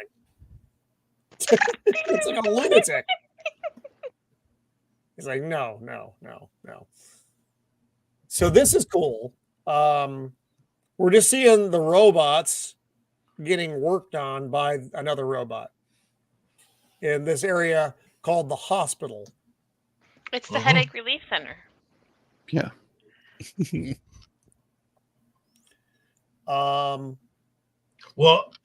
is also I'm sorry. This is the reveal. Yeah. This is where Bob says You guys are in danger. Grave danger. This is a death ship. Yep, and I think this is where he says this is what happened to the crew. Right. Turn into these things. And while they're in there checking it out, they get scoped out by a couple of the robots and they have to blow them up, and then hilarity ensues. Did those robots have different pants on? Yes. Wait, what? They have different pants on? No, they look the same. Okay, that last scene, the one before this, they look different. Oh, Probably because he had a different looking at stance. their pants. The thing is Reinhardt. Yes, you are, Squeeka. Don't even deny it. Those guard robots, and then he manufactured enough to where when they got the recall thing or whatever, he was able to turn those robots on the crew, because that's how he was forcing them to do this. And then once you turn a few of the crew, then you you can just do the rest. What I found interesting is the probe ship was actually crewed by one of the robots. It wasn't an actual, like AI probe or something. Right. You keep saying probe. The black hole. I know. One of the other things that this is very, very nitpicky, but they didn't even eat their soup, I don't think. They didn't eat the soup. And there wasn't any other Thank food. you. Thank you, Shieldwall. Well, back then, mushrooms. That's actually one of my biggest pet peeves in movies up until like 2010 or so. If you were if they had a party with food in TV shows and movies, they never ate it. There could be like a $10,000 worth of food in the scene, and you'd see the actors all standing there, not wanting to even pick up a slice of freaking pizza. It would drive me crazy. I know. If I was at that party, I'd be stuffing my face. Dude, that's a great face shot. mushroom. Right You know you're going to die soon. I mean, come on, it's your last might as meal. well. So he's kind of pissed here because everybody wandered off again, leaving just Durant and Kate. Kate, right? It's like, God, He's angry he didn't get the role of Nemo. Mm-hmm. He's angry he didn't get the role of Kate. He's like, you got to play Psycho. You don't get to judge me. That's the thing. I never actually got the idea that he was like into Kate, or that anybody was really like she was just part of the crew. Now later on, you see where her and what's his name, each other, or Holland. Yeah, but I never really got the idea that they were like a couple or anything. No, I think it's Reinhardt isn't like, well, why don't you come back to my cabin kind of thing. You know what I mean? Yeah. Like, which you might see in a lot of other movies. Reinhardt is focused on one thing, getting into that black hole. Yeah, he's all about. Yeah. I'm sorry, that wasn't funny, man. But he's all about the science and what he wants to do. He just wants these people gone. Yeah, but he wants to fucking. He also finish sees an opportunity, right? Because he wants the accolades too, to have that the other guy, the scientist, take his stuff. And initially they were supposed to blast off. He was going to go in the black hole, and they were going to take all the telemetry and then be able to take that back to Earth and say, look what Reinhardt did. Look how great of a scientist he is. Legacy. Right, legacy. That's what he wants. And if they had just done that, everything would have been okay. It would just been, So this is where Vincent ESP's back to Kate because Holland's like, dude, tell Kate what the fuck's up. So Vincent radios back to her that, everything, basically the crew is dead, all the issues. And now they're going, back in the control room. And this is where Alex is putting in the big pitch to stay with Reinhardt. Right. He actually believes so much in what he's doing. He wants to he wants to not want to leave. Right.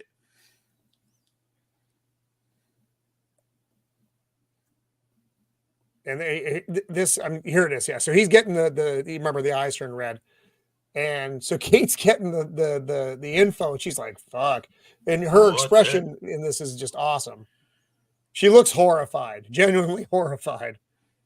She knows what they are now. Mm-hmm. And again, this control room is just fucking beautiful. It is. Mm-hmm.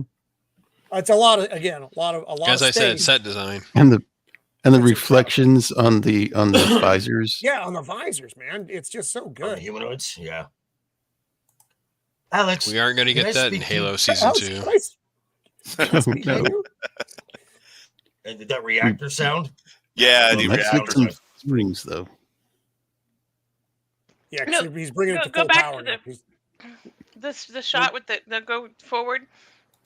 Go forward. No, Other the way? Yeah. Right there. They even have it detailed to where you can see like the pole of the ship on the Right. panel behind him. That's so Yes. Yeah. Exactly. That has like the gravity well Mhm. imagery, showing that there's a field around the ship. Yeah. So this is where she calls Alex and Rex, can I talk to you for a minute? Come over here a second. They're all fucking dead, Alex. They're all fucking dead. cool. Wait, Everybody's Right. dead, And he Dave. acts like he Dave, kind of acts everybody's like a dead. little kid. But I'm going. I'm going. I didn't do it. It wasn't me. that is Womp, that is Dun, dun, horrifying. dun. So And what That's y'all the didn't face you know want to wake up to in the morning. is That's the director. I was an That's extra the in this director of the movie. That's what I look Gary like. Nelson. That's the face Whoopsie. reveal. That's what- Oh, really? that's what I Huh. look like. Yeah, so that's what the director of the movie did to him. That is Gary Nelson, the director of the film. That's a great effect, though. Yeah. I thought that was what Roman looked like after a 12-hour shift. Well, you know, Wow. Not far from that, Mike. Exactly. I That's- know. I've had those those are- kinds of days. well, those are my customers that I see at about 3 a.m. I'm just saying. Hey, does Those that are my really look like customers that I Joker see when at 3 a.m. Oh. Oh my goodness! So I think it's again, it's a cool effect. He's like, "What have you done?" And then they would all be dead if it wasn't for Yeah, the- yeah. They, my the greatest only way to keep achievement, them all I- alive. I- Dude. immortality, blah blah blah. Yeah. And then Alex is like, "All right, Kate, let's go." And then Yeah, Max, get the and then fuck out of here. and then it's always been kind of known that Max is not a robot in the traditional sense. He is sentient. He acts on Well, his he's own. not He does his governed own- by the Asimov Right. rules. right. Because he goes out and just murks him right here. Yeah, just And right Reinhardt through the book. even tells him no. And he's Nice. just like, whatever. Oh! Squeeze That's him. a great scene. So, him holding the book up, No blood. was done basically while they Now- were shooting. That now- the idea of him holding the book up. Now, my question is this: so in 79, because there was no PG-13 at that time, would the addition of like a blood splatter move this from a PG to an R film? It probably would have back then. Mm-hmm. For a Disney movie, sure. Yeah. And and this is back when Disney actually cared about their image. Yeah. So Yeah. yeah. And this was pretty brutal. This isn't just like a gunshot. This is a guy getting eviscerated by a spinning blade of death. But actually holding the book up and having the papers fly everywhere and then make that sound and he's Very like, effective. that- Very effective. it was effective. 'Cause Even he- just being like effective as far as showing the brutality without actually showing the brutality, Well, it shows the split between Reinhardt and Maximilian, because he gave him that book is all of his notes. It's all of everything. It's his Gone. legacy that needs to go back to Earth because he's going to go into the black hole. And for this robot to come up there and destroy everything, it really makes it very clear that they're not really on the same side. Okay, so go back one frame. So this This scene one or here, one more. yeah, right there. So when Durant falls and the electricity things happen, again, a little attention to detail. The pages from the book are flying out, and there's the circular holes. So it's not just something that is just thrown in there as Right. well. So the book has been destroyed, and Yeah. you can see the damage. and if you want to follow the imagery from the end of the movie, so we have Maximilian, who's red with horns, right? Using a 3-pronged object trident to murk someone. No, more devil imagery. It was a Which good we man. didn't go light on him. and this is where in Reinhardt Trinity, he's like, Maximilian, you should not have done that. He was a good man, and then Max goes away, and then He backs up. He He's says- like, and this was improvised as well. This is an improtect me from Maximilian. Maximilian. I thought that was interesting. I'm sorry. So at this point, it's almost like Reinhardt knows that Max is a sentient being and has his own agenda. When the robot grabs her and she puts her hand up there, I took it almost like she's like, I'm going to go with the robot instead of stay with your crazy ass. Right. Like, you know what I mean? Like, she wasn't like, let go of me. It was more like, okay, I'm going to go with you kind of thing. I might be reading that wrong, but that's just kind of how. Well, I'm just saying, okay, but again, it goes back to this. It goes back to this whole Max is on another level because Reinhardt made Max, but the sentries act like robots. They are robotic. Yes. Max has personality. He's got right. He doesn't behave like a robot does. So he doesn't just do what he's told. Right. And then this was creepy when Reinhardt's like, take her to the hospital. Because now the we know hospital? No, what? One floor over the cuckoo's nest for you, lady. Oh, yeah. Wait, what? Boosh, no. You know, please tell me no. I don't want to see the remake of this. Oh. Don't make me not like you anymore, Boosh. Don't see, because if they remake it, they're going to make it all shiny and fancy, or they're going to make it so freaking dark that it gets the R rating and it crosses over that line. Which I don't think would do I don't think the movie would be better served by that. Oh, no, they can have Arnold playing Maximilian. Stick around, Holland. Stick around. So there have been rumors of them wanting to reboot this or remake it for like over 10 years, probably. So it's just one of those things that's kind of like it's on the table. It never goes anywhere. If you remember, like the Tron sequel legacy film fell through too because of the money that was lost on Tomorrowland and stuff like that. So it's kind of just the roller coaster, right? Disney has no money for a project like that right now, so it's probably safe for the foreseeable future. I hope so. Only Beard of Liberty can play the professor because only he has a beard comparable to the professor. I don't have the hair though. Wigs. Fucked up hair. You just wear that. Wear that metal thing like Ming the Merciless did. Yeah. That's true. You can pull that off. Yeah. Or so they're going to go Merlin rescue Kate. That's basically where they are right now. Yes. Like Merlin and Camelot. Which was also, I mean, it's a nice headpiece. Camelot. She's like, yes, I know what I'm doing, and I am strong woman. I don't really understand why this was such a big deal at this point. Everything's gone to shit. And he shows them that they blew up one of the robots. And at this point, Reinhardt's like, it's time to kill our guests. Or they've overseen they killed Bubba. They killed Bubba Joe. Time to kill them. You're really attached to that robot? I just want to say that's Max a lot of wires, okay, cool. Man. Max is like, all right, cool. I'm down. Let's go. I've totally been waiting for this. When the engines fire up on the ship, again, a really great effect. Mm-hmm. It looks fucking fantastic. The flare coming out, it looks so good. Boom. And you get that sense of power coming out of the ship, not from Ernest Borgnine, but from the engines. Oh, here. So they got Kate looks like a baked potato here. I'm not gonna lie. Yeah, they got her all wrapped up in this metal thing, and then they got literal tinfoil on her head. Well, I mean, because they're feeding her, they are starting to feed her Alex Jones clips from the future. Yeah. They're giving her the old Jiffy Pop treatment. Yeah, I know. That's what I thought of too. Pops was Jiffy Pop. I remember that as a kid. You put it on the stove, and then when it popped up, it had like that foil thing would unwrap. It was pretty fun. And then the big hero music comes in. Yep, and they come in guns a-blazing. These are the avenging heroes. And again, every time I watch Scream, I want a Jiffy Pop. I love Jiffy Pop.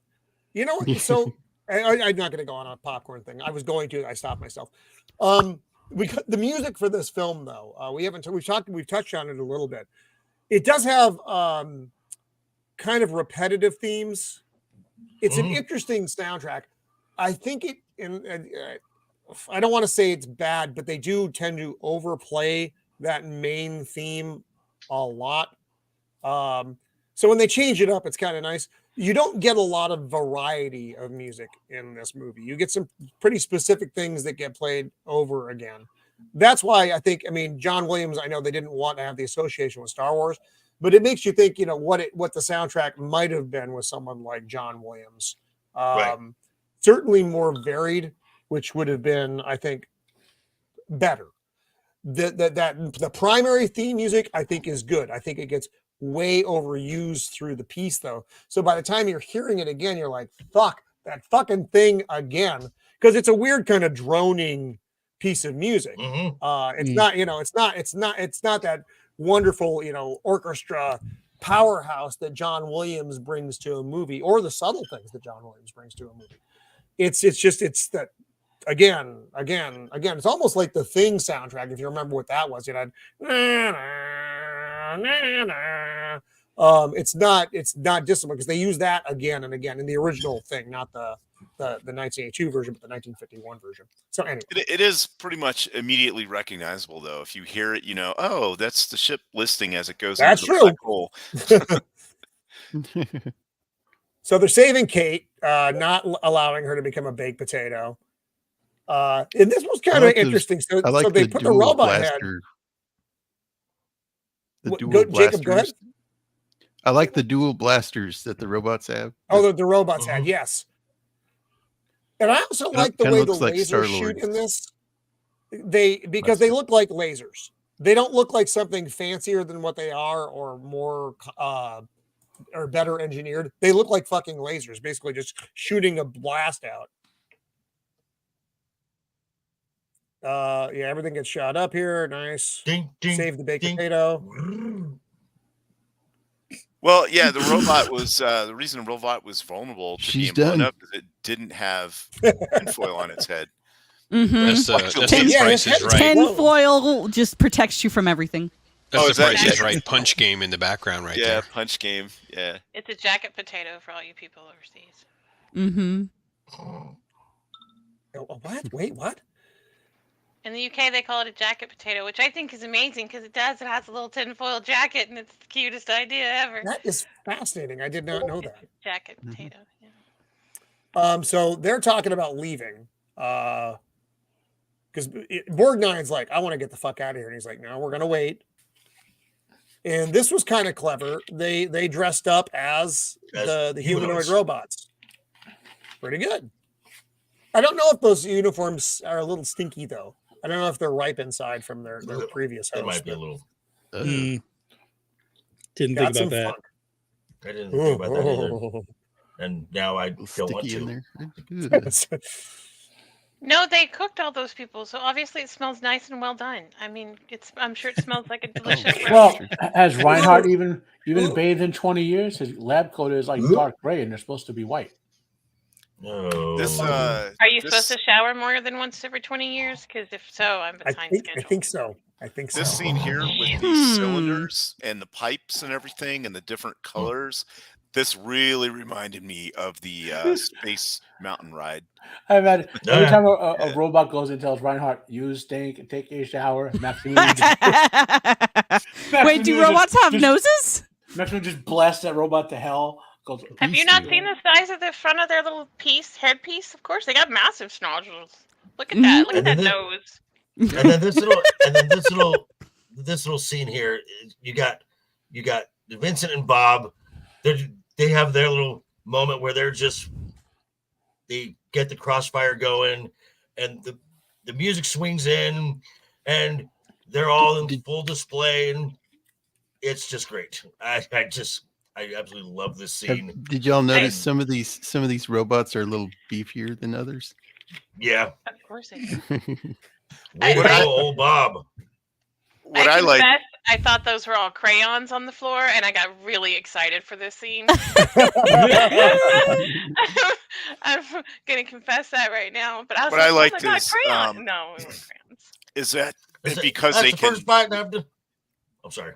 I was going to say what I like is because they can hover. They were actually able to use like the third dimension to get around them and flank them like that, right. which was kind of cool. And then you get Bob. That's the first fighting I've done in 30 years. I just wish it was Reinhardt Maximilian. Reinhardt is pissed here, though.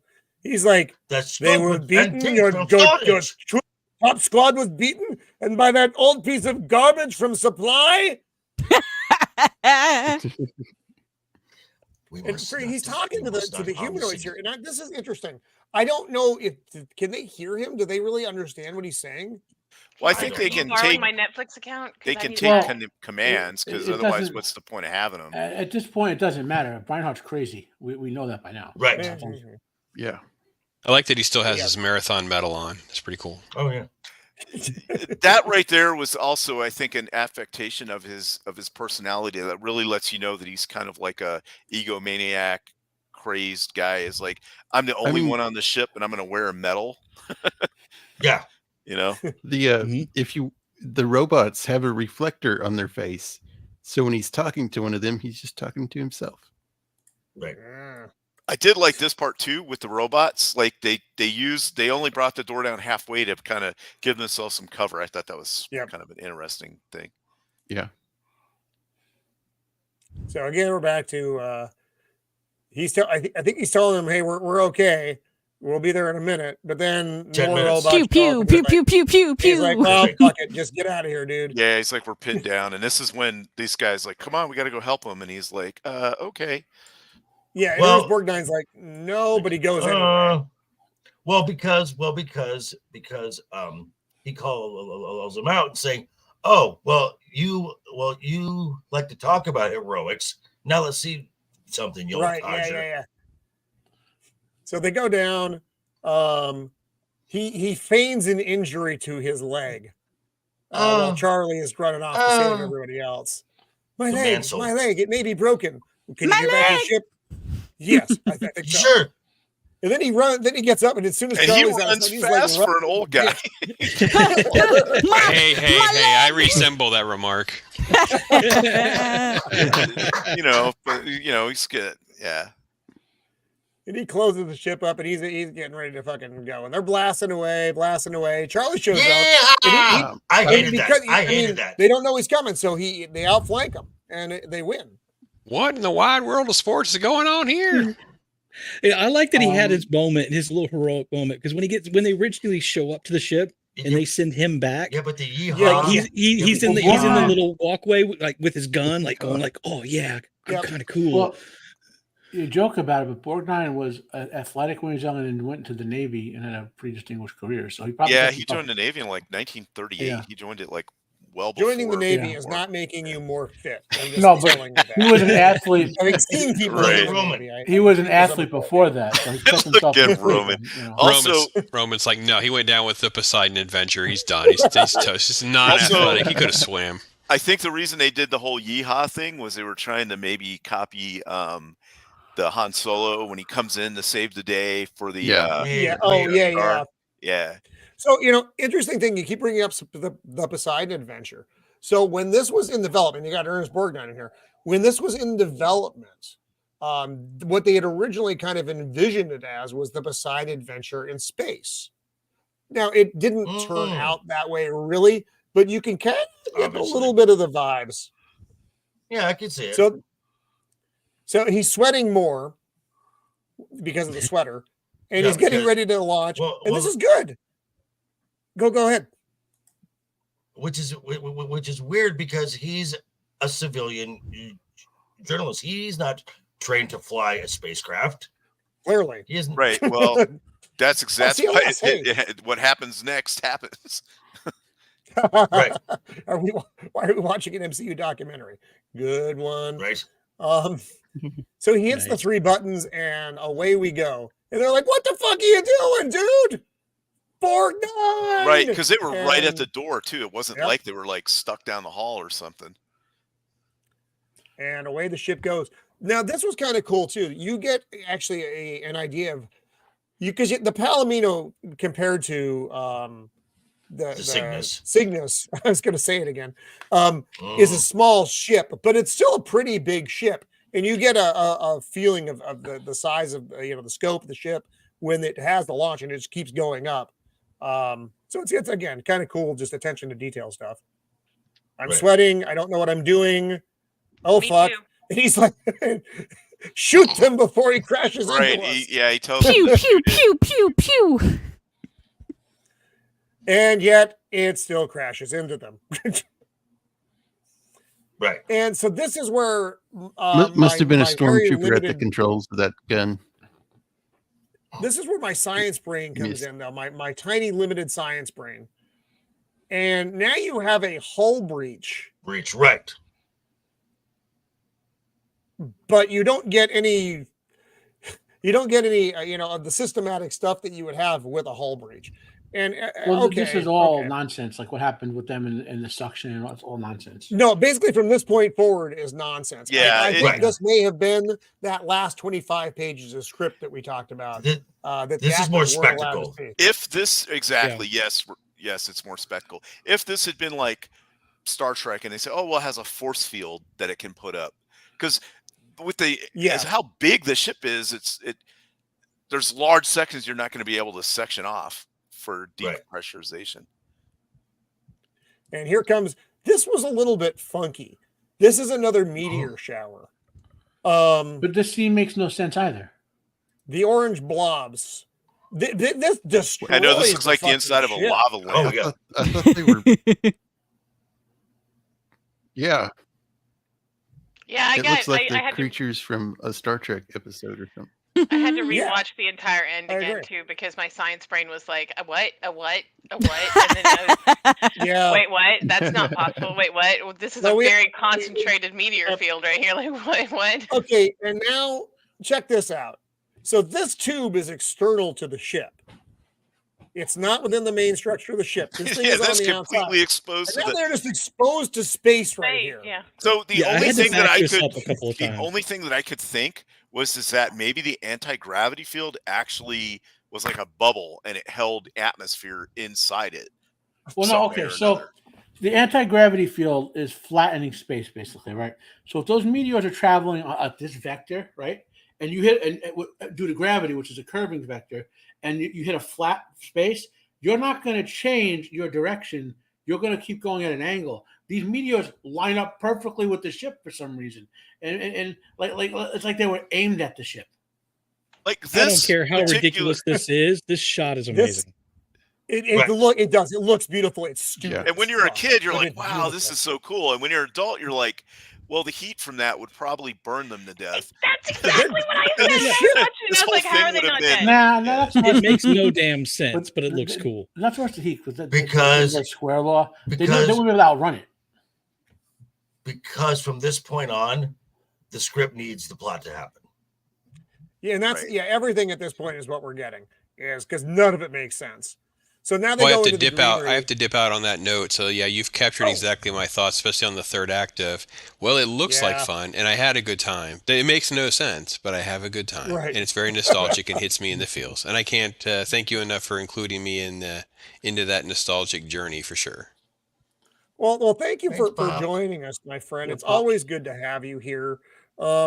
Anything you want to plug away before you pop out? It was good to Uh, hang out. Yes, please. And Squeeka, do hit me up. We definitely need to get together. I'm watching Echo, so you don't have to. That's probably one of the biggest I- things. I Saturday morning cartoons. Spawn HBO is a weekly thing, Yes. so make sure you check that out. Yes. This week's Watch Your Story is The Dangerous Dempseys, so that drops soon. And Jacob Nice. Ironside will be a guest on Watch Your Story soon, so that is also in the works. So, if you are not subscribed, consider it. If you want to be a member, you get early access to stuff as I get them done. So that definitely gets you some more timely content. So, but I appreciate the invite. Love all you wonderful people. It's always fun, that's for sure. Take right care. on, brother. Awesome. Have a Thank you, good Bob. one. Later, pups. All right, take care, my Take friend. care, man. Love Pops. Oh, Pops is a hooligan. stand up. good dude. Hooligan. That's wow. Wow. But I'm Puns write themselves. All right. It's solid. Okay, so this is like one of the few scenes where they try to science a little bit. Right. Because they're running through the greenhouse, and then the robot soldiers show up and they blast a hole in the top. Oh no, I'm sorry, another meteor. I mean, another fucking rando meteor bursts a hole. And this time things start getting sucked out, and and the greenhouse gets decimated immediately. Now this was pretty good, except they're just kind of hanging out in here instead of getting out the fucking hole. That's not how it works. And things are freezing so fast, but their skin is fine, their joints are fine. Yeah. Like I'm like, excuse me, what are you made of? Because I hate the cold, and I want to be made of whatever this is. No, right. The biggest issue here is Vincent can fly against this and carries her away, right? But Bob can't resist it, and the humans somehow have magnetic feet. And they're just fine, right? They're just hanging out. Yeah. They carry Bob away, who can fly, but Vincent, who can fly, carries the woman away. I'm glad he saved the woman. You know, they always got to save the women, but save the women's. Save the women's. Saves the woman's. I wonder if Vincent got his just reward for that. She's going to be a strong female lead someday. Save her. So they're making their way through the ship. Now we're getting a structural integrity warning finally. Shocking. And it's the basically all that means is the walkways in the bridge fall over. That's the only structure that's important. That one scene where that dude gets like face. Oh yeah. This thing just goes whack. I'm like, oh man, that's a bad day at work right there. Right. And now the engine, the power is overloading. Everything's starting to blow up. Well, that was I thought that was the anti-gravity generator getting nailed when they saw that scene. So for all the terrible science decisions Squeeka will that were find made you. in the last few minutes, this looks fucking great. That's a beautiful shot. It's still terrible science. It looks amazing. It's still terrible science. Terrible science. Terrible science. It's great. And then the music that goes with it. Because it's driving through the accretion disk on the edge of the event horizon, and it's going to be obliterated before it even gets to the black hole. Oh yeah, I saw that like in the whole ship design. I'm like, there's no railings anywhere. Yes, I used to work in construction too, so I was doing the same thing. I'm like, wait, that's not safe. Y'all can't have that there. So big TV falls on. Who needs railings when you turn all your humans into mindless robots? That's true. That's what happens. That's true. Yeah, I knew I shouldn't have gotten the OSHA, Blair. Yeah, all the OSHA. You get rid of all the OSHA stuff. It's not OSHA. It's space OSHA. It's OSHA. I knew I shouldn't have gotten the. I knew I shouldn't have gotten the 100-inch big screen. My favorite part is the wall mounts properly. It's where he's holding on to the thing. He's supposedly dead and dying, and then even after he's dead, he's still holding this thing. And I'm like, how do your muscles work like that? Your arm should have fallen. Like super death muscles. Don't look too hard at the fitness, because right. And then going back to this, where Max has his own agenda going, because he hasn't left yet, and so he hears Reinhardt say, "Maximilian, help me," and he's like, "Yeah, no, I'm helping you, all right. I'm helping you where you deserve to go, buddy." So again, now at this point, science is out the window, because this ship. What science? What is science? Everybody on this ship is dead. Everybody on the ship is dead, and the ship is probably imploding. Well, here the walls are flapping. Exploding. They're like flapping. This like was they're weird. cloth. It looked like they were made of sheet here. Yeah. And I thought that was peculiar. Okay, please tell me you show the scene in this fight where you didn't show it. Okay, you're about to show it. Never mind. Yeah, it's coming up. Yeah, so Vincent's where he just pushes him into the wall with his head. Oh, did I get the? Oh yeah, he's zapping him here. Good. And Vince has this little. So lasers don't have any effect on his suit, but the little drill penis thing. And there's a total recall moment right here. Goes right into Max. Yeah. Yeah, and the sound is just like ugh. There's a part at the beginning where Max and them are fighting, and Max has this little piece of whatever that comes up from between his legs and then knocks poor Vincent away. I'm like, did he just He did it. It may have Dick been. fucked him. Like I watched that part like 4 times to make sure. I was like, did that just happen? And now Max does end up getting sucked out into space. Right. Right. Okay, why? Dude, no one knows.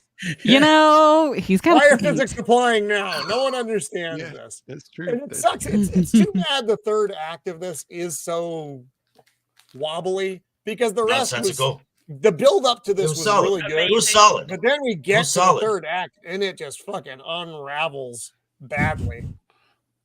And I think they're outside here again because they're trying to get to the probe ship. They're in space right now. Mm-hmm. The vacuum space. Well, if you follow the end of the film, they're already dead. Well, maybe they are, maybe they're not. I don't think they are yet. I don't think they're supposed to be yet.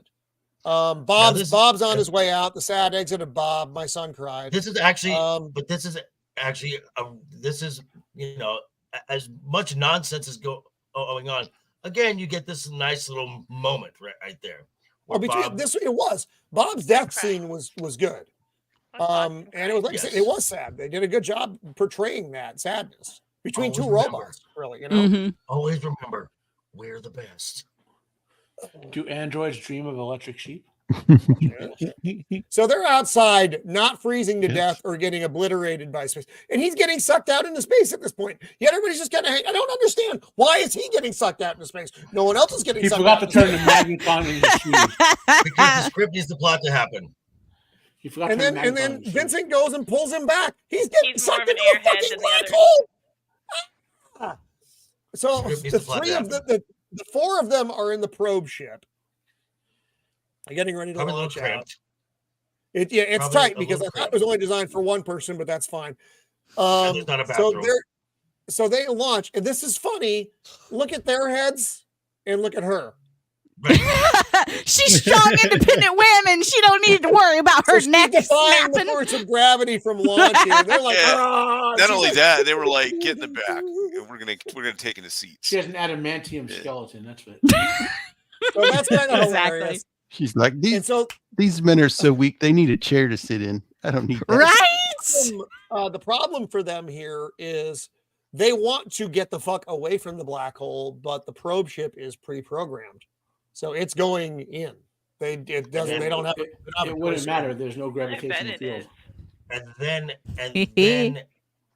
as Kate says, let's hope he was a genius. Yeah, and this is where things get really strange. And this is where we're going to have to start talking. This is the mushroom soup right here. This is because everything goes all fucking sideways here. Things start spinning around. That mushroom soup is kicking in now.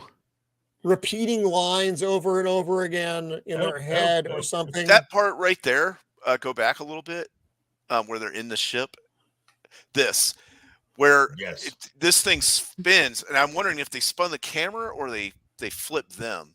It's a top camera. Don't throw up on camera and they just spin again and again. And again. Because the camera actually does like a 360 around them. Yes, it does. Cut. They threw up. Start it over. And again, so this goes on for a minute. Like I said, you get all their thoughts repeating in their head, like they're getting warped out of their fucking gourds. Little stretchy. Oh God. Here we are, and this is where we take it. Again, we go a little sideways here. This is Reinhardt floating in space. Back in the day, on the old YouTube, there was an animation of this section. Have a moment here where the Kryptonians flew by. Remember on the Kryptonian? Yeah. Well, like, why is his hair so long and his beard like he's been on,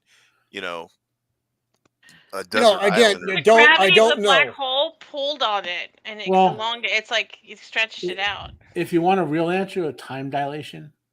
There's a speculation that they probably. Remember, I said the people who did the effects for this were aware of black hole mechanics, and whereas the writers of the plot were not. So, in theory, when you go past the event horizon of a black hole, with the basically. Time's going to dilate so much because you'll be traveling at the speed of light that it will actually take forever for you to die, in theory. Okay. Yeah. it's as good as anything that I've seen. This part where he so like all yeah, this- you see him, you see Max, then you see him in. Well, Max. don't they In embrace? Max. They kind of embrace. Yes, they embrace. Well, it. this is Right, the right. part where, and this is our speculation. We don't have a ton of time left, but I think that Reinhardt is definitely dead, and this is hell. Right. He is That's accepted to my- the same hell. I mean, it that he looks put like those hell. people through. Yeah. And Maximilian's entire goal, in my view, for this movie film was to get him to that hell because of what he did to that people. And this I don't understand at all. So wait. So Matt, Yep. so what you're saying is Maximilian Is the hero? is really the hero of this Well, film? in a way. Okay. Huh? Now these, I can't argue it because I don't understand any of what happens here. Like I I was said, trying this to figure out clearly what these things were. Like Dante's with those the are Inferno. that's the crew. Mhm. no. Yeah. The things that look like they got elephant trunks coming off of them. Oh, I have no Whatever. idea. Some I used to Cthulhu. think it was like a big Some love- statue of Max, but it's not. It's just fucking Some hell Lovecraftian thing. stuff. It's Dante's This is the Inferno. part where it gets Probably.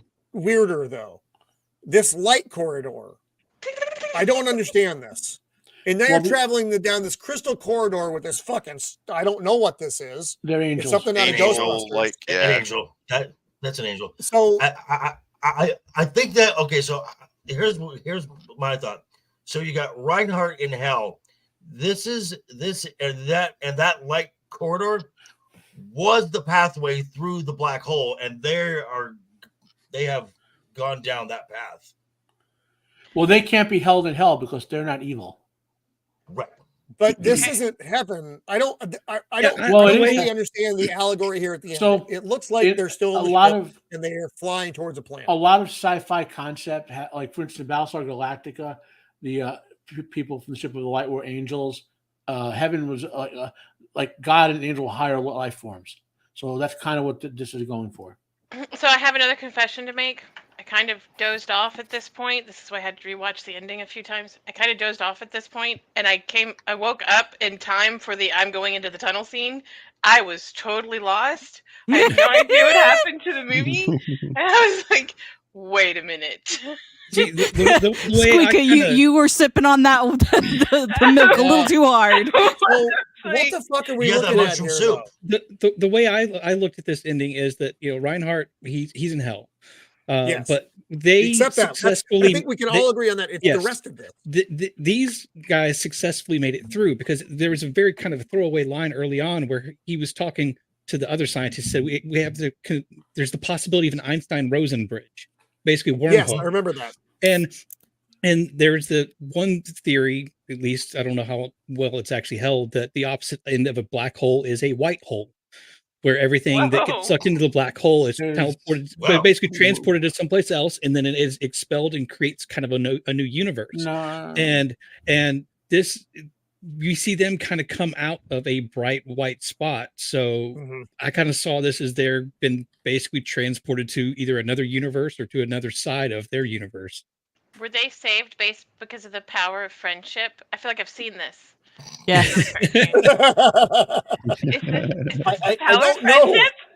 I don't know. I don't. Are I they don't, alicorns? Probably. I mean, if my interpretation of this ending is right, they're still kind of screwed because unless that planet they're flying towards is is habitable and has civilization, they're just doomed one way or the other. They're gonna die out. Oh, well, I know. And my thing is, I'm like, if that planet is habitable, Kate, you're gonna be in for a long couple weeks. You're gonna get yeah. We're so low. Yeah. My. That's my why I Bible. added the caveat. There's a civilization there. I'm going to Well, try to give them that out. I think we're supposed to presume that they're going to heaven. right. I didn't get that. I didn't assume they were going to heaven. What I got was that they were going to a planet. They come Which through the is black heaven. hole and they'd found whatever is on the other side. I didn't get heaven. Who said hope? One of the CLS. The allegory is hope. And I think that's true. I think it's an intentionally ambiguous ending that does convey hope. The good guys, they made it through whatever that actually means. We don't know what it means. It's that this happens at the end of movies where you end up there and you're like, it's left up to the viewer to decide. I wish they'd given us a little bit more of a nudge, and that's fine because Reinhardt's in hell. We know Reinhardt's in hell, and these guys are wherever they are. I don't, and again, and it could it be heaven? Sure, I don't fucking know. It's a shame. I didn't, but when I watch it, I don't get that vibe.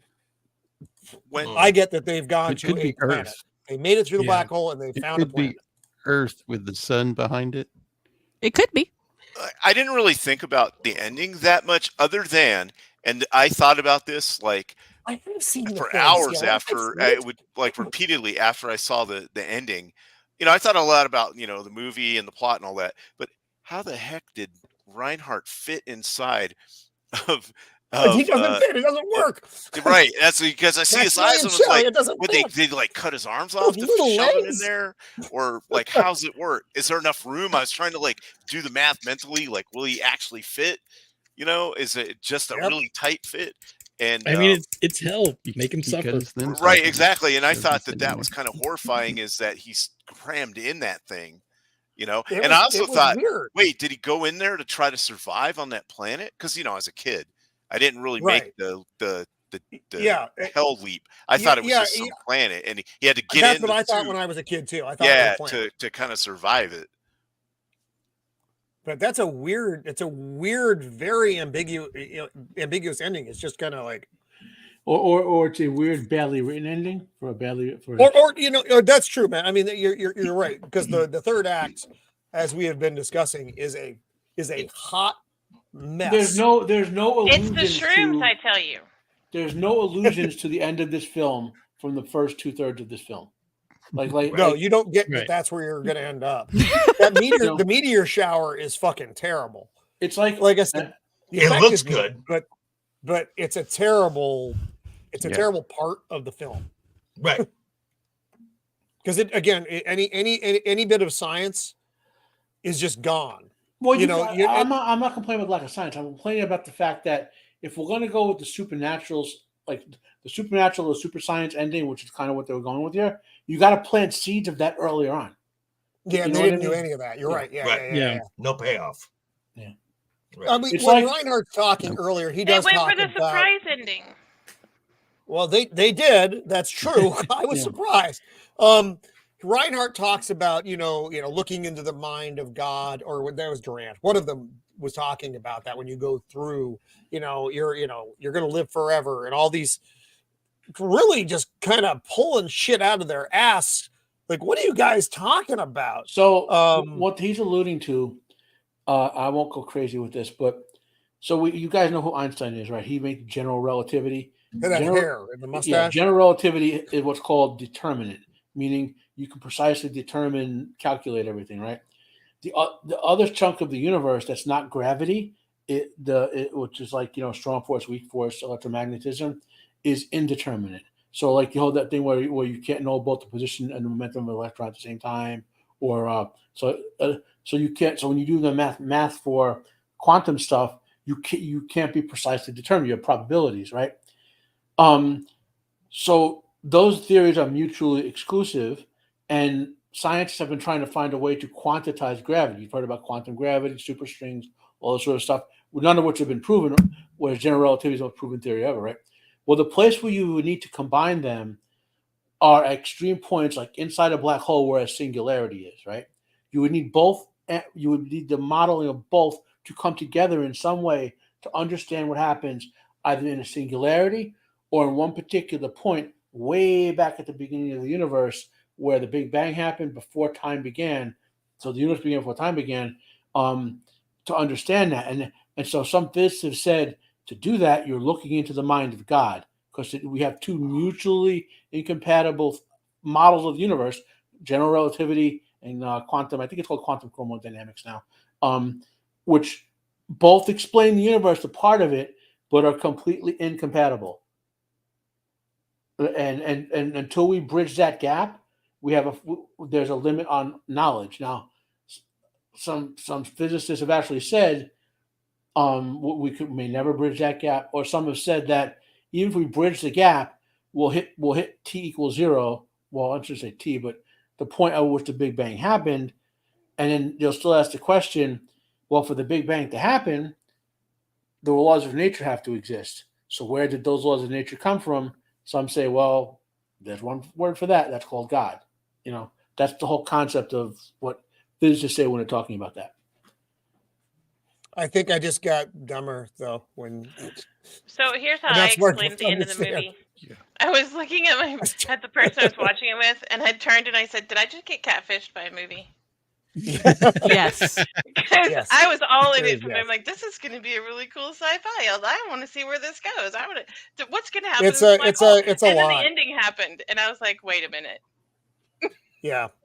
There was a like, what? movie that came out around this time that starred Barrymore, the director and actor, Drew Barrymore's grandpa, Lionel Barrymore, Jeff, whatever his name is. You guys know the actor and director I'm talking I think about. it's Lionel. Yeah. And it was called The Visitor. And it's a very like Jesus and God or aliens type of thing. It's very trippy. Heavens. If you want something trippy, they literally call like Jesus Captain Jesus at one point when the aliens show up. Heavens. But it's very Barrymore did this film, and he wanted to do this film because it's a very artistic version of like. But if you were into that sort of like what Squeeka was saying, like that space sort of like trippy space stuff, this is go watch The Visitor. It's really good. It's an Italian movie, which explains why it's trippy and good. You're right there. Yeah. All right. Well, we're gonna wrap it up here, guys. Great 1 and 2. The visuals are fantastic. Fantastic cast. That third act. So you're saying it's time to send the probe into the black hole? Yeah, it's time to send the probe into the black hole.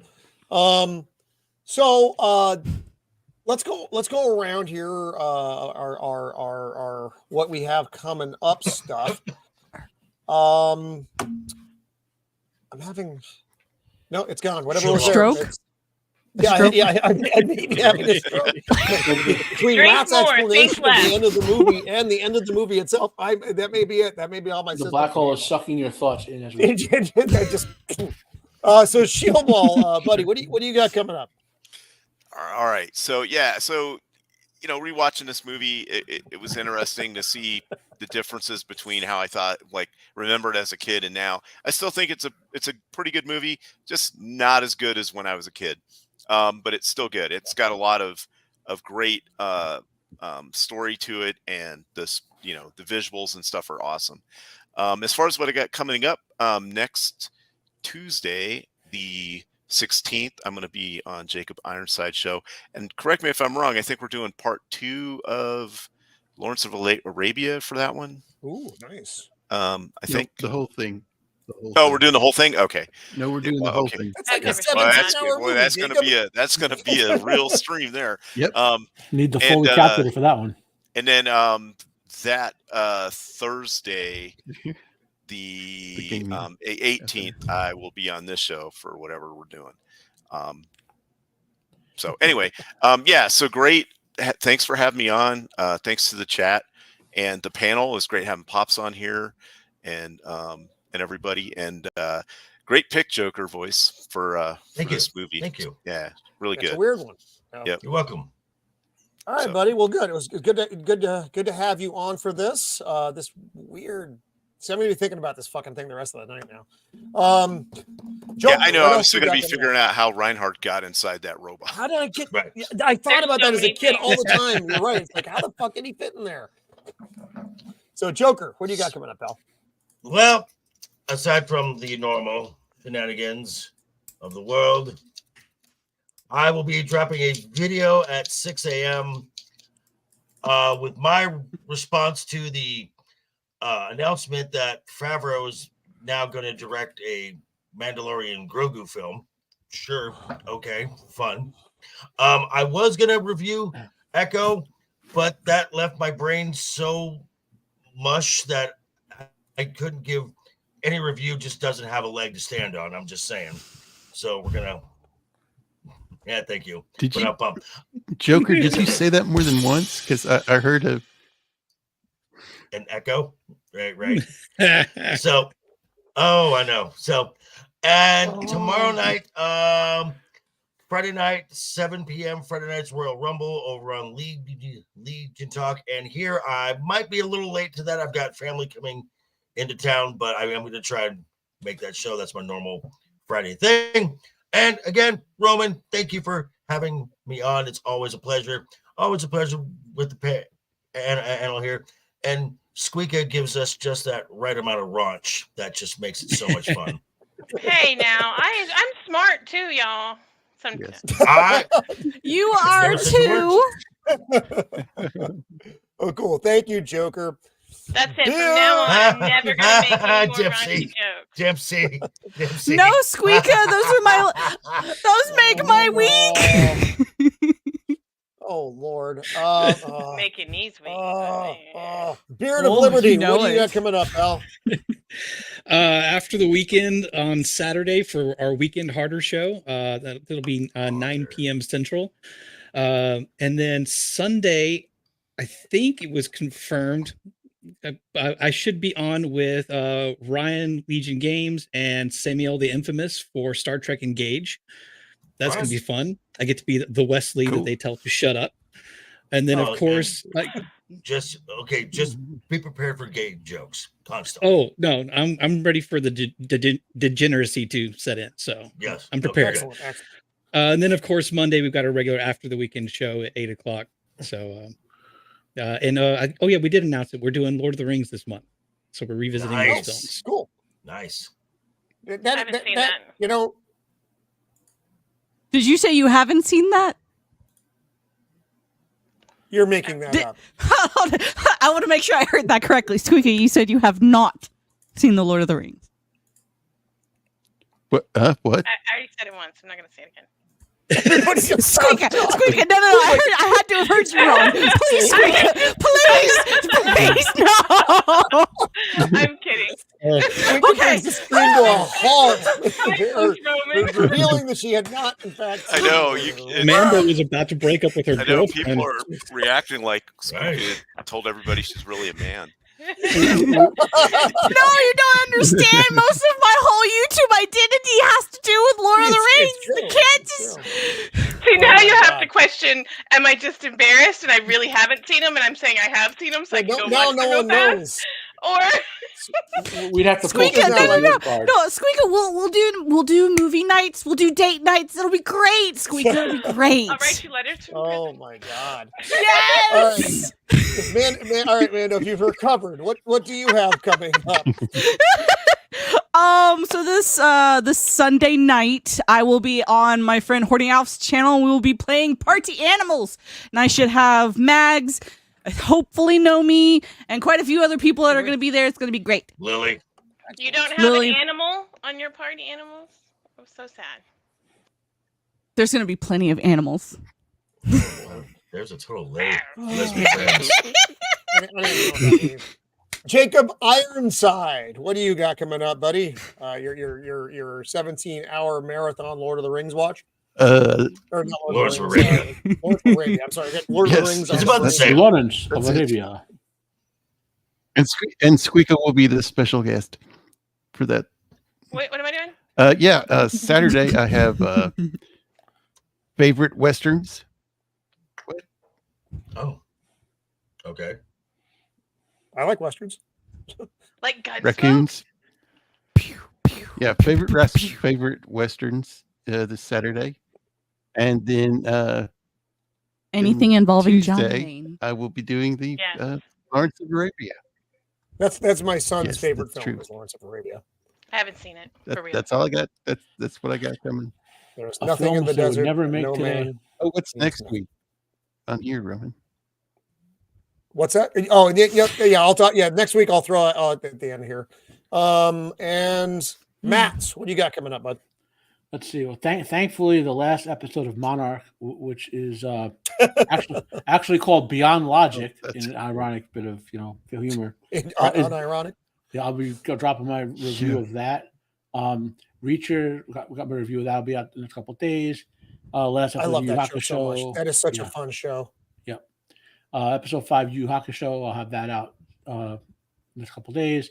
I just dropped Reacher. I just dropped Sharp season 2 episode 1, which I'm enjoying more than any TV show I've watched in the last 10 years. Oh, yeah, because it's such a good show is why. Yeah. Yeah, if you haven't Yeah. seen that, I mean, most people, I mean, a lot of people don't even know what it is. It's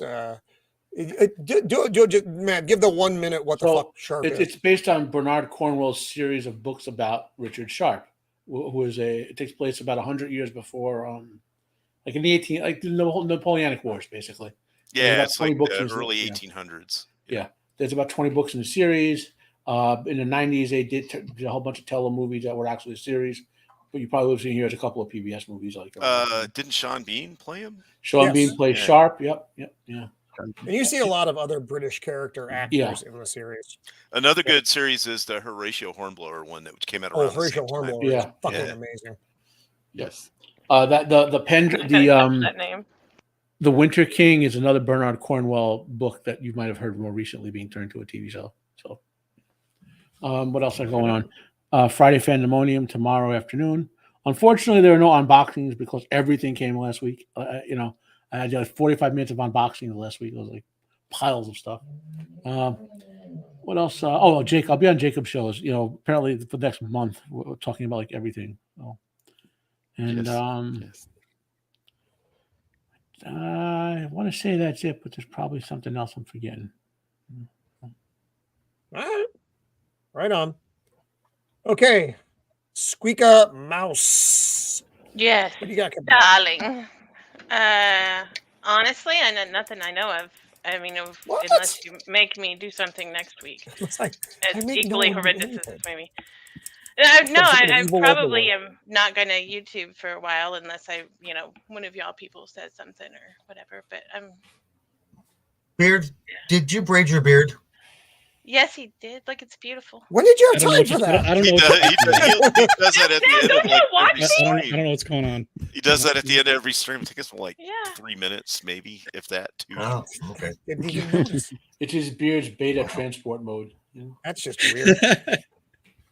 Beard's weird. Sorry to be so boring, that's- though. I don't. All right. Well, You're not boring. I'll There I'll are see many if you wanna words come to back describe next you, week. Squeeka. Boring is So, not one of them. This is true. Roman didn't even notice I changed my name to Kerfuffle. No. I just noticed it, and then I was You're like, the "That's mouse one with the more thing mouse. I have to try to pronounce," and I don't know if I'm capable of that at this point. You said it. You said Kerfuffle. Well, I say a lot of things. It doesn't. If I'm trying to read, He them, it's says not- mother dick, Squeeka. I don't think he remembers half of the things That's that true. comes out of his mouth.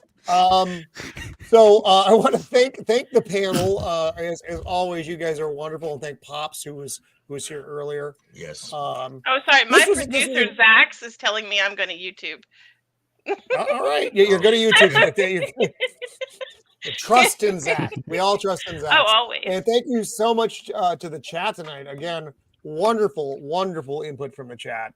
You guys are a lot of fun. Just a lot of just interesting things about the actors and the feature tonight as well. Not just insults thrown at me, which I do appreciate. They're also good. So next week over here, and we'll see. It's going to be a lot of our usual cast and crew. We'll be doing a free range stream talking about the events of the week. And that's 5 o'clock Thursday, Pacific Standard Time, as always. And the following Thursday is going to be, we're going to be doing another big movie night. We're going to be doing 12 Monkeys, which is a personal favorite. Jumping on the bed. And I was singing that in my head. Monkey. Like I was. That's my life, yo. It's a freaking preschool song. I'm like, wait, we're doing so. I got this. I can do Different all the monkeys. That's Oh. the Is it a Bruce scary Willis, movie? Brad Pitt's film. What's that? Is it a scary movie? No, could it's be a kind little of a intense. disturbing. It's a Yeah. disturbing sci-fi. Time Terry travel. Gilliam's the director, so you get. But it's interesting for a Terry Gilliam piece. It actually is, I think, one of his most normal films, which is still a bit of a stretch. It's But got a that's very- neither But here you nor throw there. these things out there like Terry Gilliam to somebody who doesn't watch movies, who hasn't seen a lot of movies, and so I'm like, that's great. Fair enough. This Terry Gilliam person sounds awesome.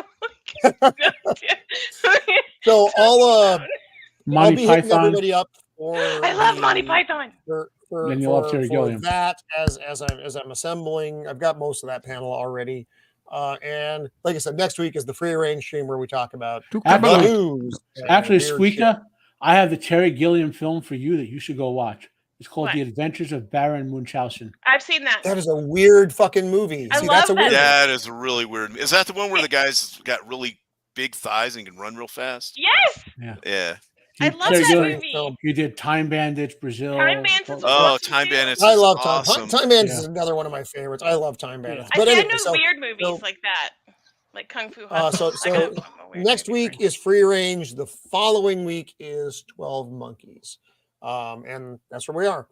So I'm gonna make sure I'm gonna get I'll it be your right this week. 13th monkey. God damn it. Thank you everyone for hanging out with us. We do appreciate it, and until next time, be kind. Thank you. Later, guys.